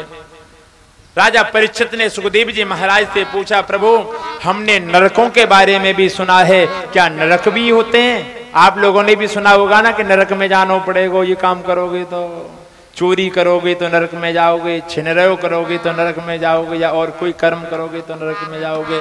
तो क्या क्या करने पर कौन कौन सा नरक मिलता है उसके बारे में बता रहे हैं। जो भैया जो व्यक्ति कहते हैं राजन जो दूसरों के धन का और स्त्रियों का हरण करता है उसे तामस नरक में ले जाया जाता है। तरह तरह से 27-28 नरकों का वर्णन सुनाया। जो व्यक्ति ये करता है वो उस नरक में जाता है, ये करता है वो उस नरक में जाता है, वो महाराज कुंभी पाक में जाता है, असिपत्र वन नरक में जाता है, और सभी नरकों के बारे में वैतरणी इत्यादि के बारे में बताया। तो परीक्षित जी महाराज कांपने लगे। बोले महाराज इन नरकों से बचा जा सकता है? बोले हाँ। कैसे? बोले भजन के द्वारा। अच्छा देखो आप जो वस्त्र पहनते हो, आज वस्त्र पहन लिया तो कल आप उसको धो दोगे, लेकिन आपने वस्त्र को पहने ही रखा, पहने ही रखा, पहने ही रखा, उस पर दाग लगते गए, दाग लगते गए, दाग लगते गए, तो उसे कहाँ भेजा जाता है? धोबी के यहाँ। और धोबी क्या करता है, तो बढ़िया मोटा सा डंडा लेता है, दे डंडा दे डंडा दे डंडा, कभी गर्म पानी में डालता है, कभी ठंडे में डालता है, कभी महाराज डंडों से कूटता है, कभी उठा करके पटकता है कपड़े को। तो धोबी तो अपने द्वारा मरम्मत करेगा भैया। ऐसे ही है कि जैसे कोई अनजाने में पाप हो भी जाए तो भजन करके भैया उसका प्रायश्चित कर लेना, नहीं तो तुम्हें नरक में जाना पड़ेगा। वो नरक में यमराज के दूत ठीक ठाक ढंग से तुम्हारी कुटाई पिटाई करके सब पापों का प्रायश्चित करवा देंगे। बोलो वृंदावन बिहारी लाल की जय, भागवत भगवान की जय। उन्होंने पूछा कि भगवान का भजन करने से कोई भव से पार हुआ है? बोले हाँ भैया, अजामिल नाम का एक ब्राह्मण था जो कानकुब्ज कन्नौज में रहने वाला था, दासी पति अजामिल। अजामिल महाराज नित्य अग्निहोत्र करता था, लेकिन उससे एक दिन जंगल में हवन के लिए लकड़ी लेने गया, रास्ते में किसी वेश्या को किसी पुरुष के साथ में संग करते हुए देख लिया तो मन बिगड़ गया। मन बिगड़ गया, उस वेश्या को ले आया, अपनी सती साध्वी पत्नी को निकाल दिया। महाराज जो ब्राह्मण के रूप में नित्य यज्ञ करता था, अग्निहोत्र करता था, अब तो वो बहुत पक्का चोर बन गया। चोर बनने के बाद में सज्जनों चोरी करने लगा। भगवान को जिसके ऊपर कृपा करनी होती है, हमने पहले भी कहा था कि उसके जीवन में संत भेज देते हैं। आज अजामिल के जीवन में भी संतों का प्रवेश हुआ। अजामिल घर पर है नहीं, इसके यहाँ संत आए, इसके गांव में संत आए। संतों ने जाकर के इसके द्वार पर अलख जगाया तो इसकी जो पत्नी है वो गर्भवती है। उसने कहा बाबा मैं आपको भोजन कराने की अवस्था में नहीं हूं, लेकिन पता नहीं किसने आपको हमारे यहाँ भेज दिया है। महात्माओं ने कहा बेटी आज आए हैं तो तेरे ही यहाँ रहेंगे, तू हमें सूखा अन्न दे दे, तेरे घर के द्वारे पर जो चबूतरा है वहीं विश्राम करेंगे। सूखा अन्न दे दिया गया। संतों ने प्रसाद बनाया, प्रसाद ग्रहण किया। उसके बाद में सज्जनों कहते हैं जैसे ही घोड़े की पैरों की टापों की आवाज सुनाई दी तो इसकी पत्नी दौड़ करके निकल करके आई और इस सारे से अजामिल को सीधा घर में बुला लिया। कोई कितना भी बड़ा चोर क्यों ना हो, लेकिन पत्नी के सामने महाराज इसकी भी नहीं चलती। तुरंत गलेमान पकड़ के सीधे अंदर लेके बोले यहाँ आ जा। कहाँ जा रहा है, यहाँ आ जा। और तुरंत कहा कि सुन, संतों से सुनो, कुछ न कहना, संतों को मैंने रोका है। प्रातः काल संत जाने लगे। संतों ने कहा भैया हम तुम्हारे घर में रहे थे और तुम्हारे घर में हमने एक दिन भोजन भी किया है, और संतों को भोजन कराने के बाद में दक्षिणा भी दी जाती है, तो तुम हमें दक्षिणा न दोगे? अजामिल ने कहा बाबा मैंने तुम्हारे ये दंड कमंडल न छीने, यही सबसे बड़ी दक्षिणा है। मैंने तुम्हारे ये दंड कमंडल न चुराए, इससे बड़ी दक्षिणा क्या लोगे? बोले भैया हमें ये दक्षिणा न चाहिए। तेरी पत्नी गर्भवती है, इसके जो बालक हो उसका नाम तू नारायण रख लेना। ठीक है। धीरे धीरे उस बालक, इसके यहाँ बालक हुआ, उसका नाम नारायण रखा गया। सज्जनों धीरे धीरे ये जब भी खाता है तो नारायण कहता है, जब भी जल पीता है तो नारायण को याद करता है, याद तो अपने बालक को करता है। एक दिन भैया इसका अंत समय आया, यम के दूत लेने के लिए आए। अब तो ये अपने बेटा नारायण को बुला रहा था, नारायण बचैयो, नारायण बचैयो, नारायण रक्षा कर, रक्षा कर, रक्षा कर। अब इसके बेटे नारायण ने तो न सुनी, लेकिन उस परब्रह्म परमात्मा प्रभु श्री नारायण ने सुन लिया और नारायण के दूत आ गए। यम के दूतों को मार मार करके भगा दिया। यम दूतों का और नारायण के पार्षदों का आपस में बड़ा दिव्य संवाद हुआ। संवाद होने के बाद में इसने उस संवाद को सुना, और जैसे ही सुना तो अजामिल ने उसी दिन से संकल्प कर लिया कि अवलों नसानी अवना नसे हो, अवलों नसानी अवला अवना नसे हो। अब तक का मेरा जो जीवन बीत गया वो बीत गया, अब मैं अपने आगे के जीवन को ऐसे ही नष्ट नहीं करना चाहता हूँ। हरिद्वार में गया और जाकर के भगवान की खूब आराधना की और अपने आप को भगवदार्पण कर दिया। बोलिए वृंदावन बिहारी लाल की जय, भागवत भगवान की जय। सज्जनों परीक्षित जी ने कहा कि प्रभु हिरण्यकश्यप और प्रहलाद की चरित्र की कथा सुनाइए। सुखदेव जी ने कहा कि ब्रह्मा जी के मानसिक पुत्र शनकादिकों के बारे में बताया। श्राप के बारे में बताया कि जय और विजय को सनकादिकों ने श्राप दे दिया। हिरण्यकश्यपु और हिरण्याक्ष हुए पहले जन्म में। ये हिरण्याक्ष का वध भगवान ने वाराह बन करके कर दिया। हिरण्यकश्यपु के भाई को मार दिया। तो हिरण्यकश्यपु ने भगवान की इतनी आराधना की, इतनी आराधना ब्रह्मा जी की कि ब्रह्मा बाबा ने प्रकट होकर के कहा, मांगो, क्या मांगना चाहते हो। हिरण्यकश्यपु ने कहा कि मुझे वरदान दो, ना दिन में मरूं, ना रात में मरूं, ना ऊपर मरूं, ना नीचे मरूं, ना अस्त्र से मरूं, ना शस्त्र से मरूं, ना नर से मरूं, ना पशु से मरूं, ना महाराज 12 महीनों में से किसी से मरूं। बोले ठीक है, तथास्तु। जो जो वरदान मांगा वो सब दे दिया। अब तो भगवान को भी हिरण्यकश्यपु से डर लगने लगा। हिरण्यकश्यपु का महाराज आतंकवाद आक्रमण बहुत बढ़ गया। किसी को भी ये अपने भाई को मारने वाले शत्रु भगवान नारायण का भजन नहीं करने देता था। भगवान नारायण को भी छिपने के लिए जगह न मिली तो भगवान नारायण हिरण्यकश्यपु के हृदय में जाकर के ही छिप गए।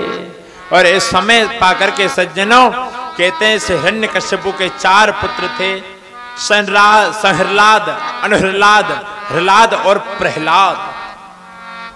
सबसे छोटे वाले थे कौन? प्रहलाद जी महाराज। प्रहलाद जी महाराज जब ये तपस्या करने के लिए गए थे तो इन्होंने अपनी मां के गर्भ में रह करके ही नारद जी से बहुत सत्संग सुना। तो सत्संग का प्रभाव ऐसा हुआ कि बड़े भगवान के भजन करने वाले भगवत भक्त हुए। आगे चल करके प्रहलाद जी महाराज छोटे से थोड़े से बड़े हुए तो पढ़ने के लिए गुरुकुल में भेज दिया गया। प्रहलाद जी महाराज गुरुकुल में गए तो संडामर्क जो हैं, जो इनके गुरुजी हैं, हिरण्यकश्यपु के जो विद्यालय के अध्यापक हैं, मास्टर जी जो हैं, वो पढ़ा रहे हैं। वो कहते हैं पढ़ो, ककड़ी वाला का, खरबूजे वाला खा और गधे वाला गा। बोलो का खा गा। लेकिन प्रहलाद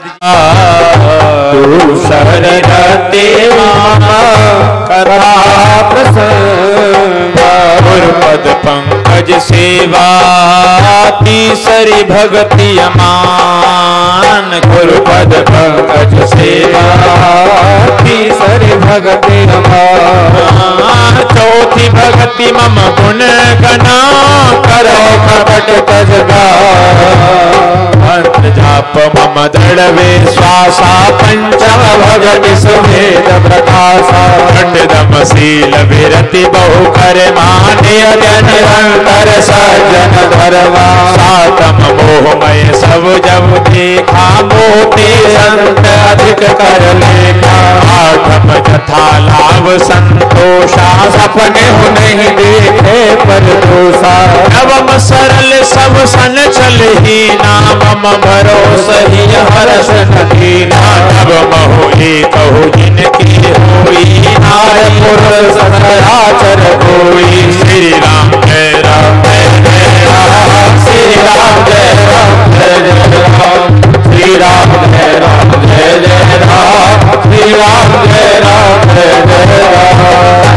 बोले वृंदावन सुनाया और धड़ाम से गोदी में से उठा करके पटक दिया। बोले अच्छा, मेरे शत्रु के बारे में बताता है। पुनः प्रहलाद जी महाराज को इनके गुरुजी को डांट फटकार करके कहा, मेरे बालक को क्या शिक्षा दे रही हो। पुनः सज्जनों कहते हैं इससे आगे की जो कथा है। और देखो एक बात बताओ, कल ही हम भगवान श्री कृष्ण का जन्मोत्सव भी मनाए। भजो रे मन गोविंदा। भजो रे मन गोविंदा। भजो रे मन गोविंदा। नंदा भजो रे मन गोविंदा।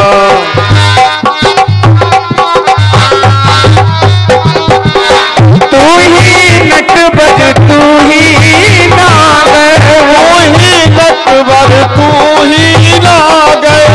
तू ही नटवर तू ही नागर। तू ही बाल मुक्ता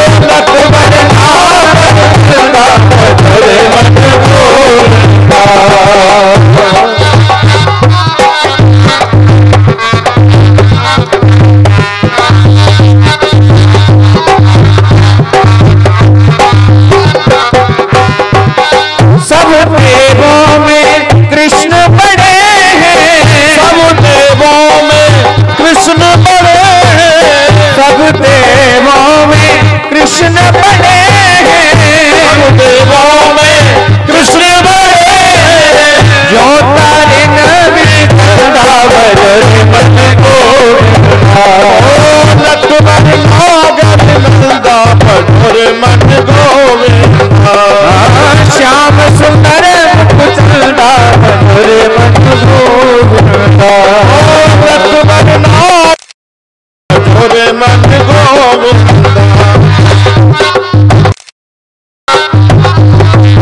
सब सखियन में राधा जू बड़ी है, सब सखियन में राधा जू बड़ी है, सब सखियन में राधा जू बड़ी है, सब सखियन में राधा जू बड़ी है। जौनती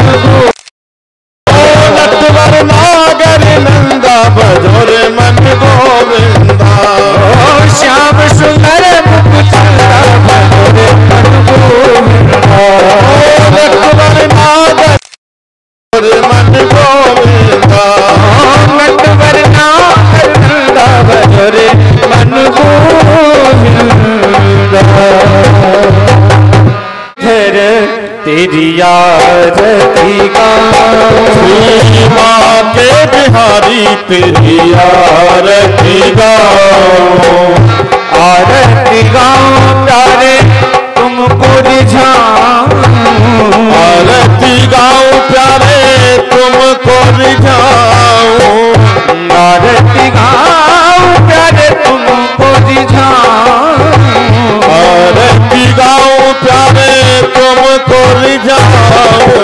कुंज बिहारी तेरी आरती गाऊं, श्री माँ के बिहारी तेरी आरती गाऊं, मोर मुकुट तेरे शीश पे सोहे, मोर मुकुट तेरे शीश पे सोहे, प्यारी बंसी मेरो मन मोहे, प्यारी बंसी मेरो मन मोहे, देख छवि में भली भली जाऊं, श्री माँ के बिहारी तेरी आरती गाऊं। चरणों से निकली गंगा प्यारी, चरणों से निकली गंगा प्यारी, जिसने सारी दुनिया तारी, जिसने सारी दुनिया तारी, उन चरणों में शीश नवाऊं, श्री माँ के बिहारी तेरी आरती गाऊं। दास अनाथ के नाथ आप हो, दास अनाथ के नाथ आप हो, सुख दुख जीवन प्यारे साथ आप हो, सुख दुख जीवन प्यारे साथ आप हो, श्री चरणों में हरि हरि श्री माँ के बिहारी तेरी आरती गाऊं। श्री हरिदास के प्यारे तुम हो, हरिदास के प्यारे तुम हो, मेरे मोहन जीवन धन हो, मेरे मोहन जीवन धन हो, प्यारी छवि तेरी मन में बसाऊं, माँ के बिहारी तेरी आरती गाऊं।